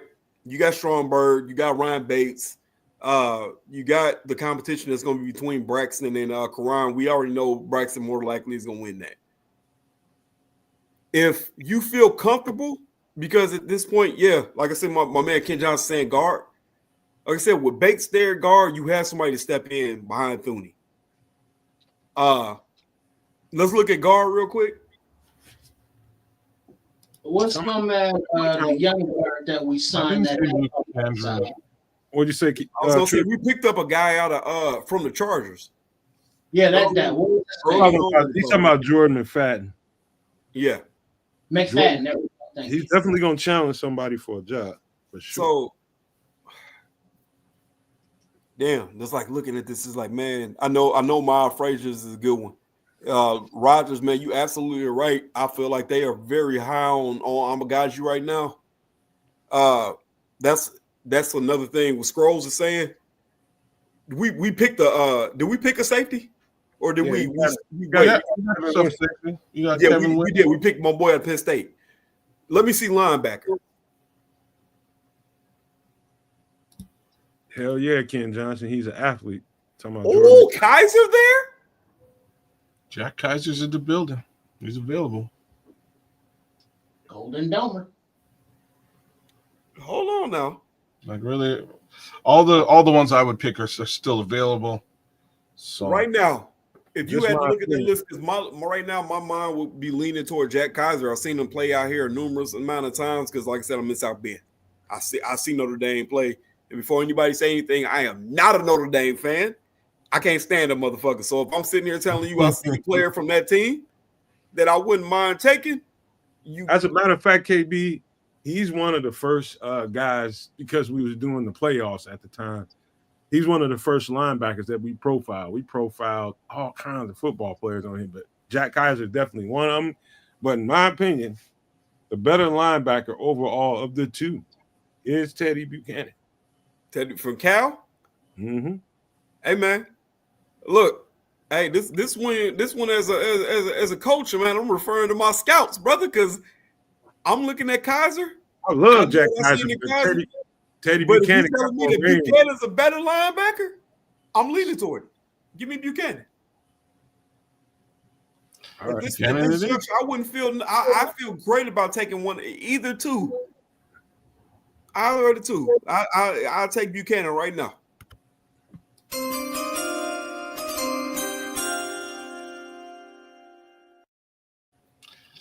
Teddy Buchanan, you are a Chicago Bear. Teddy Buchanan, I love that football player. I ain't lying.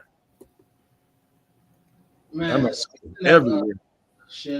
to the Future and saying how Marty McFly's mama was a freak. What would y'all do if you came across some footage and saw your mama at the Freaknik or Girls Gone Wild? Or, you know, I had to take her out the game. You got to go home. Wow. All right, man. Let's see the whole. Is this the whole board? Yeah, we're on all right now. So, all right, man. So do me a solid, man. I'm gonna take this elite, brother. Show me running back real quick. Okay. Running back. I just want to see if you're still there. This is not crazy. Okay, so it don't look like Jadon Blue is still there. I think he gone. No, it doesn't. Yeah, he gone right now because he ain't that far down. Okay. If Jadon Blue was there, bro, I absolutely would take Jadon Blue at this point. I would take two running backs in the draft because you want to talk about somebody that could possibly replace fucking DeAndre Swift after his contract. Ooh, give me a man that ran a 4.2 at his pro day. Ooh. All right, man. Go back to the full board. Oh, he ain't getting no love. Who? Ontario Brown ain't getting no love. Northern Illinois, baby. I think he's gonna find the fucking UDFA. He's gonna find the hole. Oh my god! And if it was with the Bears. What's bad about it is going to be in the UDFA market, and hopefully he chooses. He's one of those guys that can choose where he finds a home and he comes here. Absolutely. For the fans that's out here right now, you know what I'm saying, the No Maniacs, man, understand this. That man was NIU's offense. You hear me? The offense that beat Notre Dame. The team that played in the national championship. That Brown led. You hear me? That man is a dog. To have him at 500 is criminal. I watched that boy since he was a freshman, and he was just running into motherfuckers until now. He's a qualified, savvy running back with all the skill set, every last bit of what you need. Hey, okay.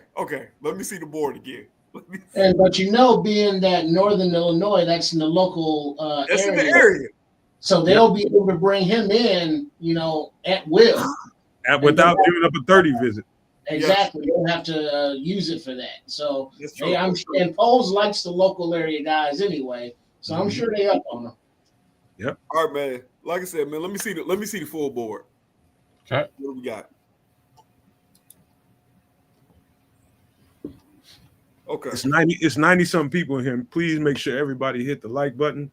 And if you're new to the channel and you want to come in here and chat and you haven't, and you're just on the perimeter wanting to get in, just hit the subscribe button. You can jump right in here and get involved with the conversation. So all you got to do, pop that subscribe button and get in here.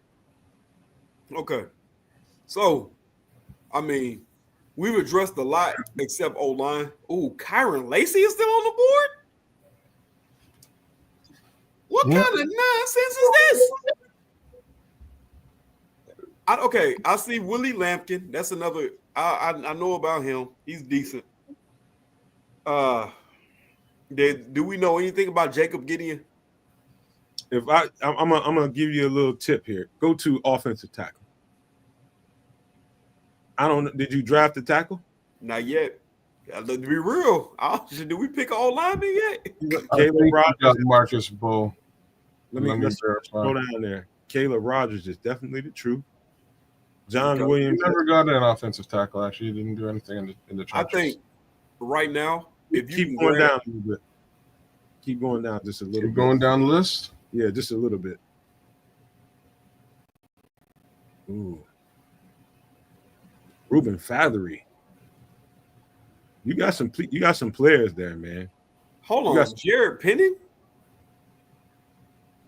I thought he was decent out of Northern Iowa. Man, listen, you got some players here. You got Ruben Fathery is a little bit up from here. You got Caleb Rogers, who I don't know why people don't. I put a short out on him to get people to alert people to him. But Caleb Rogers, I think he can play left or right. He's playing right tackle. But Ruben Fathery is right now. Who do you feel like out of them names that you named would be a good swing tackle? All right, scroll up there. Wake up, kids. Somebody wake up, kids. You can't go wrong between Caleb Rogers or Ruben Fathery. Scroll at the very top. My boy Ken said, "Man, we time.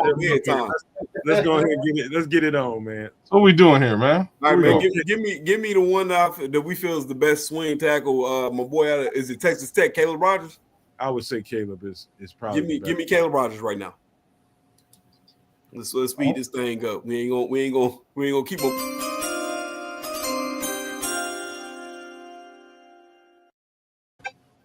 You got Caleb Rogers. All right, let me get that in there. Boom. All right, man. That's my last pick, right? Last but not least. It's my last pick. I don't give a damn if the man can pick. If he can't pick, go to running back. I want Brown. I don't give no. Give me Ontario Brown. That is my last pick of the draft because I feel like the man could come in and give you everything you need out of a back. You give me him and Quinshawn, I'm good. Then you still got DeAndre Swift. He can hit your home run. Give me Ontario Brown. Yes, sir.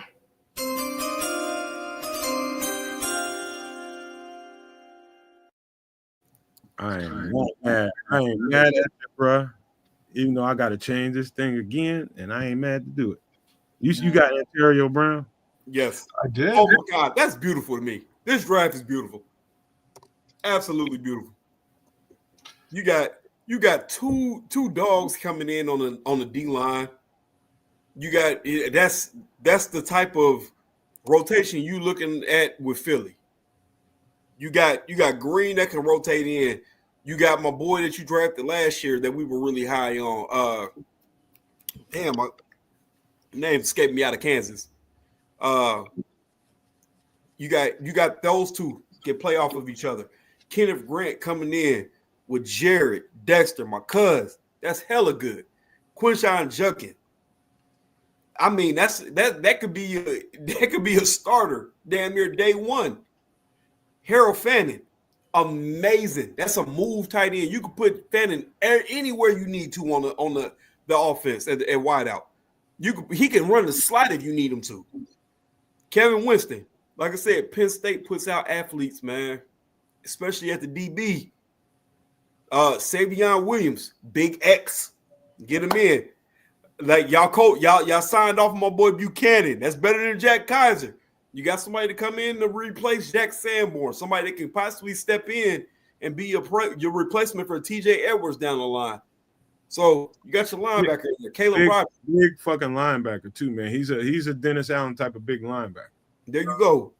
Then you got your Caleb Rogers, swing tackle, can play either left or right. And then, like I said, this is just a fan favorite to me, man. Ontario Brown, bro. Like, I'm being where I'm at. My high school, we pipelined to NIU. I don't know if y'all boys ever heard of the name Marcus Perez. Marcus Perez is the OG for me, man. He's a wide receiver that played for NIU. Was one of they fucking like they main impact players. You know what I'm saying? He played out there for them. One of my boys, Williams, he played safety for them. My boy that is another Williams, shockingly. He played wide receiver out there at NIU. Like, we push folks. My boy Nathan Palmer played wide receiver for NIU. So we pipeline heavy to NIU. Ontario Brown, like I said, near and dear to my heart, man. Like, I love his running style. That's a physical cat. And he can do a lot more out of the backfield. So, man, this draft to me, you hitting a lot of holes. You filling a lot of positions with a lot of key depth I think that you need. And like I said, Fannin is a different type of receiver from Komet or tight end. You can move him into the slot. You can do a whole bunch of things with Fannin. And I absolutely love this draft. I think we crushed it. Dog. Shout out to y'all boys, man. Man, dog, we have to put it on social. Well, I'm going to give it to you if you want to put it on social media. Absolutely. If you want to throw your email in the private chat, kids can shoot that to you. Hey. And you put it on social media. And you know, I don't want to be putting people's shit out there. People can put their own stuff. Man, like I said, brother, you can do that for me, man. I ain't, you know what I'm saying? I ain't one of the folks, man. I'm absolutely look, it's a pleasure for me to come on to your network, brother. Hey, you know what I'm saying? All of this is a blessing for me. Like I said, you know I love talking football, man. All this shit is love for me, bro. So if you want to share this out, man, absolutely. If y'all want to shoot me this, man, y'all got my email. Y'all can shoot it over to my email. I'll share it out. And I'll tag y'all boys in it. You know what I'm saying? Hey, it's more than our pleasure to have you here, man, because number one, it's your birthday. Facts. It's your birthday. It's your birthday.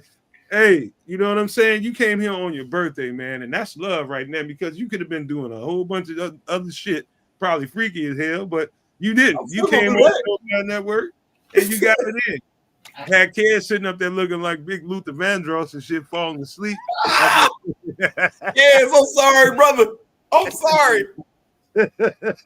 Eating all that KFC and shit. Man, hey, dude, this is a good time, man. This is a good time. We'll save this, man. And let me get this down. Kids, if you can pull that down, I'm gonna rotate us and shit and do our thing. All right, man. This is fun, man. Swifty couldn't come here tonight, so sorry to you guys that came here and was looking for Swift.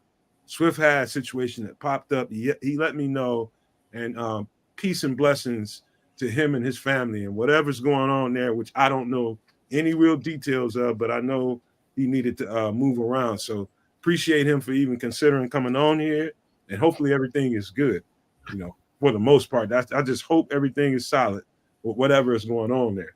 But that being said, man, KB, you on the deck right now, man. You want to get some shout outs before you get up out of here?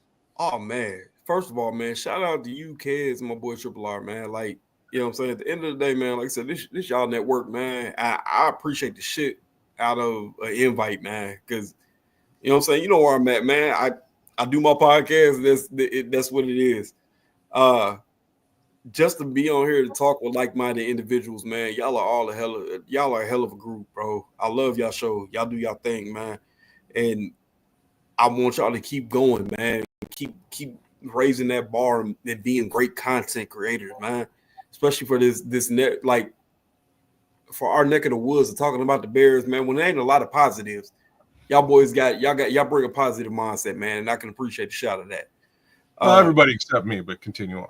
Stop it. Stop it. If you want to be the contrarian, you can be the contrarian, man. He is a resident Dark Lord. Hey, man, I call it the way I see it. But let's go. And we need that, man. It's got to be that subtle mix between the positive and the negative, because it takes a real fan to understand truly where their team is to say that we need still, and we can still have a discord about certain players and certain people on the team, you know what I'm saying, to still be fans. So, hey, man, I'm always here for it. You know what I'm saying? Like I said, to me, this ain't nothing but love, bro. The invite, nothing but respect and love for y'all. And I'm always here if you need me to jump back on, bro. I like I said, I love being here. Hey, B, you fit here like battered chicken and some hot ass grease, man. So it's just, I appreciate the shit out of that. It just works. I appreciate it, man. Like I said, there's fam over here too, man. Just like at the barroom, it's fam over here. Facts. So, like I said, man, shout out to you boys first and foremost, man. Shout out to the fans. Y'all have been engaging, man. We've been at this thing for 2 hours, bro. Hey, shout out to everybody that's been in here, to everybody that stayed, to everybody that's been engaging. Hit that like button, hit the follow button, hit the subscribe button. These boys do their thing, man. You need to follow them. Yeah, I'm gonna drop my tip, man. You know, Barfly Tailgate, we out here. We're gonna be back soon. Y'all boys want to follow us, man. We here. Hit me up, man. I'm always tweeting and retweeting our stuff and everybody's stuff whenever it comes past my feed. Like I said, man. By the way, KB, if you in the meantime, in between time, when you want to get some shit in, you want to get some content in, all you gotta do is holler. Oh, bro, if that's I'm about to be in your DMs, bro. Because like I said, I still want to talk this shit. You feel me? I still want to talk this shit. But man, yeah, 35 years, man. I'm blessed. I've got to, like I said, I don't know if a lot of y'all know, man, I'm a firefighter, man. It's a lot of things in my life now that I didn't expect myself to be doing that I'm doing. It's a lot of things personally that I deal with that becomes with the job, man. But it's the greatest job in the world, greatest job. You understand the life where you at and what you're made to do. I was made to be a servant to the public. You know what I'm saying? So I'm blessed to be here for 35 years. I'm to be in great health. My kids are in great health. The people that I love in my life, you know what I'm saying? We all doing well. And I'm blessed, man. That's all I can say. Blessed to be on y'all podcast, man. Blessed to be in y'all presence, man. Thank y'all for letting me come on. And I'm praying for more days like this. Hey, before you go, kids, for the record, I almost became a fireman, man. One of my uncles, he's my great uncle, was he was trying to pull me into it, man. And when I was too young and ignorant at the time, and streets was more important, and I didn't follow up. But I do appreciate the service. You know what I mean? Because one thing people get all the credit in the world that work overseas and take these positions overseas as soldiers and things like that. There's soldiers right here on our home turf that go to war for us every day. Go run into a fire to make sure that somebody comes out. You know what I mean? That's serving your country. And it's in a localized area, but it's definitely serving your country, man. So I'm one of them people that has a different kind of respect for it because I got so much respect for my great uncle, man. I know what you go through, man. And I'm telling you, I got nothing but respect for you for that, man. Straight up. 100%. I appreciate it, bro. Appreciate you. Wow. Shout out to you, KB. Cheers to you, brother. Thanks for coming on your birthday, man. Cheers, no sauce, but I got some water. I will be pouring that in my face later on. But as far as firefighters are concerned, big respect. I've had the opportunity to meet many firefighters and actually do some do some sales with them. And when I say do some sales, I'm selling stuff to them. I've been to the fire brigade, and one of the coolest experiences was I was invited to eat with them, and y'all eat right. I'm trying to hear, like, is it the same deal where you're at? Y'all cook it up at Dog, the hell yeah. I'm at our house with my uncle. Dog, they eat like a motherfucker up in there, bro. I don't even stop eating. I'll say this: where I'm at, we got different dynamics, right? If you're at the central station, you got somebody that's gonna be cooking breakfast, lunch, and dinner. You know what I'm saying? Yeah. At my station, I'm at an outside house. You know what I'm saying? That's considered a house outside of being downtown. Wait a minute, KB. So at the station, there is rotation, right, for the cooking and all that. Absolutely. You know what I'm saying? We do the rotation. But if you got somebody that's a cook, you looking at that motherfucker every day you on shift. So what's for dinner, bro? You know what I'm saying? What's on the menu, man? At my station, I done ribs, I done wings, bro. I done cooked some shit. You feel me? Like, man, when we went down there, I had I'll never forget. I had one of the nicest meals I've ever had in my entire life, like straight up and down. I went down, I sat down, and I'm there with my director and a manager. We're all doing sales, and we get to sitting down, and this course gets brought out to us, and we kind of looked at each other like, yo, these motherfuckers ain't playing. There's no jokes here. So it was chicken, first of all, salt and pepper chicken, just chicken breasts, no batter. But it was alongside like a crazy Caesar salad, but a pasta. And the pasta was fire. Roasted red pepper with it was a white Alfredo type sauce. Holy smokes, man. Look at Trips down there drooling and shit. Honest to God, all of when they put it on the table, we all stopped, and I'm like, bro, I couldn't get this level food at a restaurant. Like, this is higher than restaurant quality food that I'm eating right now. He's not exaggerating, because when I came to the firehouse, when my uncle dragged me up in that motherfucker, trying to bring me into that culture, they was having fucking big, long, bone-in tomahawk steaks, and fucking mashed potatoes with man. It was scallops. It was gravy, bro. That's what they said to me, though. They were like, "This is nothing. Wait till you see what we have going on Friday." And I'm like, "What do you got? What are you cooking on Friday?" And we're getting this steak on Friday. Like, my thing is this: most stations, like my station, man, we kind of do our own thing, but then it be days where it's like, hey, man, look, y'all put in, man, let's go to the store, let's grab some things. Like, I cook. I made smothered chicken thighs over rice with asparagus, bro.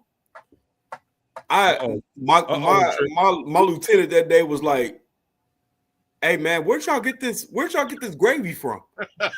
Trish, we might have a competitor, man. We might have to turn on the fireman's camera against Chef Trips. We gotta get a camera set up from the station. Trip. Hey, man, if you down, bro, I'm down. I love to cook, man. I love it. Because we do a Chef Trips here at the Sports Chicago style. He puts out the video recipes for different healthier items that you substitute. Instead of white rice, you use brown rice. Instead of granulated sugar, you use stevia. Things like that, just to make it a little bit healthier. But here on the Nomad Network, he's come on and he's the segment of MFer in the kitchen. And there's a kitchen cam over the stove or whatever's being cooked, and then no facial shot, because he's so pretty. But he does different menu items. And so as a guest, if you could rig up any kind of camera over what your stove area or grill area or what have you, and then there would be awesome content, to have as a guest, whether it be for Super Bowl foods or tailgate foods or dinner foods or whatever the fuck foods. Anytime. Man, don't make me bust the camera out at work now. Hey, dog, we do that shit over here, man. It's Real shit, talk. Tristan opened the door for that. He got that door kicked wide ass open. The one thing I am gonna say though, like the spot that I was at, their kitchen was restaurant quality kitchen too. Right. Is it like that where you're at too? So like downtown, yeah. Like the outside house is more of a little bit different home feel. Okay. But man, I'll say that like most of the stations, bro, we got smokers outside. Yeah, bro. You know what I'm saying? We got the grills popping. So you come in and you like, man, fuck that. Today I'm about to do this. That's what I was. Well, now, let me ask you this though. You get all this stuff on the menu. You get food fired up on the stove, and you get a call. Do you have to turn everything off, or does the cook? Yeah. Unfortunately, you got to save lives, bro. Shit might get cold. That's the downside, man. So when you downtown, it's a little easier to manage because if you get a call, not everybody is going out. So you be like, hey man, go put this on simmer. You know what I'm saying? Wash my food. Like, do that for us. But being at an outside house, which I am mostly, it's like, damn, bro, if we get a call, turn that shit off, bro. We don't know how long we're gonna be gone. So it hurts sometimes. So you've always had more food, like just because you have calls. Yup. Like, man, you can't. Hey, by the way, I gotta say this, man, because Terre Haute is where one of the baddest females I ever dealt with lived there, man. And one thing people don't know about college cities, that's where Notre Dame is, right? Yeah. You don't understand the beauty in that place, the mixture of cultures that comes out of a college campus. It's some beautiful fucking people, some beautiful fucking women. I hope your girlfriend ain't listening, KB. Cause goddamn, Terre Haute, I've been down there, man. It's some pressure down there. I'm just telling you, dog. Hey man, it's beautiful women out here. I can't shoot it down. I can't say I got lucky. Like I said, I went to college down south.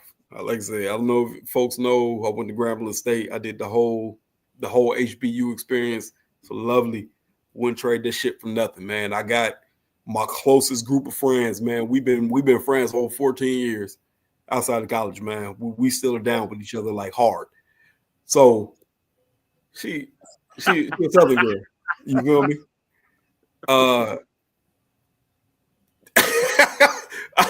I was gonna be with a Southern chick regardless. So she from the crib, man. I call Louisiana home, man. She from the crib, so I respect it. It ain't nothing like a Southern female, man. It ain't. Hot his ass in a tight spot. You better say it the right way, goddamn. That was sweet, man. It's sweet, bro. Yeah, man. It's all like I said, man. But I love being up here, man. I love being in the Midwest. I've been in the Midwest my whole life, man. Absolutely. What's this joint he talking about? Jay Greer's talking about Frenchies. I ain't heard of that spot before. And this is South Bend? Now I know Frankie's. Is that what if he's telling me he means Terre Haute is where Indiana State is, right? I think so, South Bend is where Notre Dame is.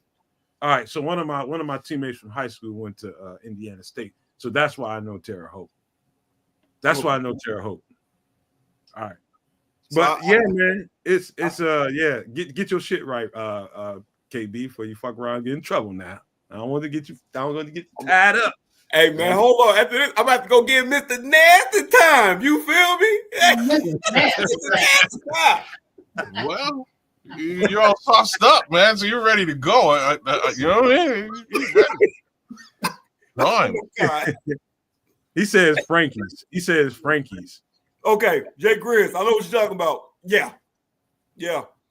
I definitely go hit Frankie's for my tips, man. I need my rib tips. Hey, Frankie's up, man. They still be doing their thing on that, man. Definitely. Man, hey, kids, get some shout outs, man, before we can get up out of here. Shout out to Illy Jones. We'll start out with Illy. Illy's about to bail. Looks like you rubbed him the wrong way. It's all good. Stuff happens. Shout out to Jay Grizz as per normal. Big love to the Scrolls, man. Thanks for coming through and cracking me up again. He said to send Roshan Johnson to Illy Jones. Like, we drafted too many running backs. What happens with Roshan Johnson? And the Scrolls is like, we're gonna send Roshan Johnson to the concessions. Like, he's gonna be working. He said he can go park cars. I like that. He's been parking cars. Oh man, y'all cold-blooded, man. Hey, shout out to Ken Johnson as well. Thanks for coming through, bro. BT9 was with us tonight. Big ups to you. Big ups to Levante Rogers. Ron C was in the place to be. Mr. Mayhem, big love to you, dog. Thanks for coming through. Nick Rembert was with us tonight as well. We have Go Blue, Go Big, or Go Home. Go Blue, thanks a million for the $50 super chat tonight. That'll definitely go a long way into the bucket here. You know what I'm saying? Jay Capone Dawn was with us tonight. Victor Perez, Super No Maniac. Victor Perez, that is. You should be one as well. Aunt Mas was with us tonight. Big shout outs to you, sir. Who else we got? Florida Bears fan was in the building. Thank you for coming through. Did I say Derek Guy? I didn't say Derek Guy. Shout out to Derek Guy. He is also a Super No Maniac. I saw the Nodge was with us earlier on, and so was It's Crimson. Shout out to you, Crimson. Shout out to you, Nodge. Shout out to Marlon Johnson, Super No Maniac Marlon Johnson. That is. Big ups to Dobbsy34. Who else we got out there? Man, a lot of interaction tonight in the chat. Shout out to the Harriest Bear Gooch. I saw something. Kenny Adams was down with us tonight. King Booker jumped in for a while. Thank you, sir. He's a Super No Maniac as well. Longtime Super No Maniac. Big shout outs to B Shep 23. My guy Victor Perez also gets a little bit of love. He's also a Super No Maniac. Big love to Victor for coming through as well. A Tavera 13. I haven't seen you, brother. You should probably like, share, and subscribe. Make sure you're down with the show as per normal. Shout outs to True Sense. Shout outs to C Bear. That's the cocaine bear, but trying to keep things PG sometimes. Shout outs to the Crooked Commish. We're gonna square up with you, get your homeboy on the show sooner or later, possibly and potentially on Sunday if folks are available. Big ups to my guy Joseph Archer. He is also a Super No Maniac. Same thing with the Bears fan Goomba. Hey Nick, what it do, brother? Hopefully everything is good with you. And that just about rounds it out for the night. Big shout outs, birthday big ups to my guy right beside me. Thanks for coming through, KB. Big shout outs to you. And shout outs to the big homie Triple R. Looks like we lost Nomad in the mix, but I think he's in and around somewhere. What do you got to say, bro? Yeah, thanks for coming through, KB. It's always nice to have some of the bar room faithful and staff Shout out to the bar room come through. Always a shout out to Aldo the Podfather. All due respect. All respect due. As the saying goes. And big up to all the Bears fans that are like, yo, it's Friday night. What the fuck are we doing here? We're talking Bears football. That's what the fuck we're doing here. That is true. Big up to all of y'all and support my channel there. It's Sports Chicago Style. That's the Patreon. That's the Ko-fi. That's all the social medias. And then also, don't sleep on Keds' YouTube channel, Keds the Canuck. You see it, KB? Go on, girl, with your big ass. Mm-hmm. Yeah, come on now. Now let me ask you this, KB. As a fireman, you go up into the burning buildings or residences and such, and you have to bring out people if they in distress. Now, what if you come across a hefty heifer? like one of my Hey. my ladies. And you got to get them out of the burning facility. Maybe going back down the ladder, bro. He's going right back down the ladder. You see, Bert? That girl, you better roll your big ass down them steps. I think Hey, that's one of them climb ups and you look. I don't know if I can get her by myself and go back there. you better roll your big I ass. can help you, but I got to get some help so we can help. Right, you better get your ass up and come on. Help me, help you. Ain't no way I'm getting your big ass down these steps. You finna roll right now. All that shit. Mm-hmm. Go ahead, Trish. I interrupted you. My bad. Oh yeah, but yeah, it's shout out to all those first responders out there, because it takes a certain kind of personality and mentality to run towards the danger while everybody else is running from the danger. And when we have those incidences that we don't plan on, the car wrecks, the accidents, the fires, the explosions, the crashes, whatever the fuck happens, and it's like, oh, you dial 911 and those fuckers show up. They don't ask you what your sex is, what your nationality is, what your religion is. They be like, what's your address? What's wrong? We on the way. And, a shout out to all of them. They don't, look for glory or the spotlight. They just motherfuckers in a uniform that's just trying to get back to the station and do their job. So shout out to all them first responders. It's all love. And so, I just wanted to close on that. Yeah, I'm like Ryan, man. I'm in there. I'm at the top of that building, and we on the second, third, fourth floor. Your big ass rolling. I ain't fireman carry my ass. I'm hot my ass. Bring ass. So y'all saying that so the hefty heifers ain't a candidate to one of those jump into the sheets and you'll catch them? I want to come back tomorrow. Jump into a sheet, you hit the ground. Don't do that shit. I want to come back to work tomorrow. I put your big ass on my shoulders. I'm through. Right. I ain't good for nobody else after that. Man, you can't be fooling around nothing that big trying to get down some steps. You on your own, man. You better roll your big. I'm on fire. I'm hot. Shit, you better cool off on the way down. Hey, if those biggins can wear and get their feet into some high heel pumps, some big muscular strapping fireman. This brother had to we had to roll it back into shoes somehow. So yeah, man. Toned up somehow. My God. Triple R and the goddamn feet, man. Triple R and the fucking feet. Them and them goddamn feet. I look like my man in the top left. I don't know where you got those ones though, man. These ones are just so menacing. You know what I mean? You could high five. You know what I mean? You could high five this man with his foot. You can tie knots with those toes. Hey, I feel like Kevin Hart on the damn podcast with Ryan. Fucking I can't think of his name. God, it's like them niggas. I feel like Kevin Hart. What's happening? Tripping them goddamn feet, man. He got a thing with them feet with his big nose. Look, man, they see some people are not ashamed or afraid to admit that it's like, hey, there are certain aspects of the body that you admire for whatever preference you have. It's like, hey, pretty lips, lovely eyes, beautiful earlobes, lovely neck. Some people prefer the feet.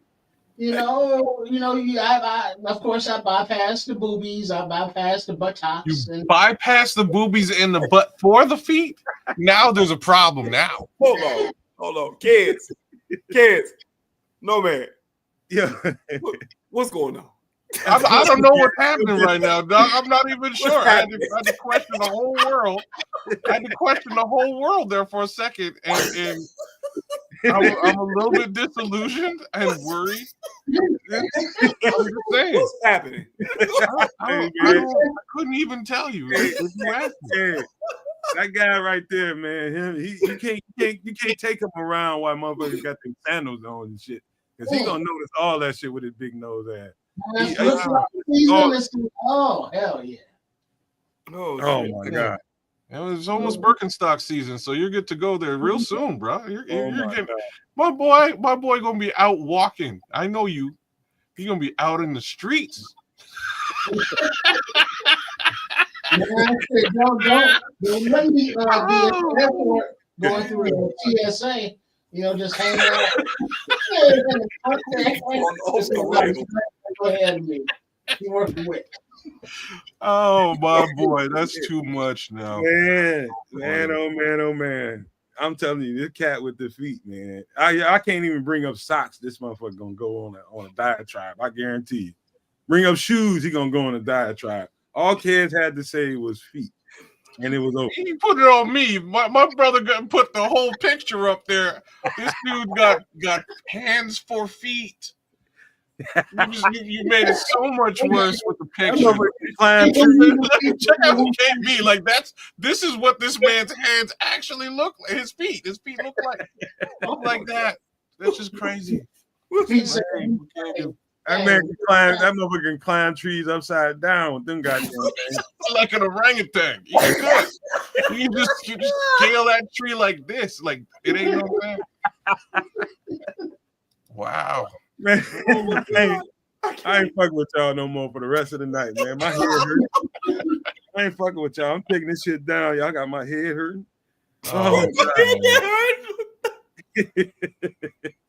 Hey man, look here, man. This was fun, man. This is what we do, man. On whenever we do a podcast, one thing I can pride myself on, and I know everybody that comes and is a part of this, kids, trips, and tonight my guy KB, I'm gonna tell you straight up. And I'm not one for trying to poach damn podcasters, but I'm telling you right now, dog, come on over here and do some more podcast. You can serve two masters here. You know what I mean? And it ain't you'll be fine, man. All those gonna be fine. You can keep doing it. I'll come over there and do some shows with y'all just to show you it's love. You know what I mean? But you should come over here and do more stuff, man. You fit in here, man. This is perfect. Your personality, your sense of humor, just the kind of human you are, man, definitely fits over here.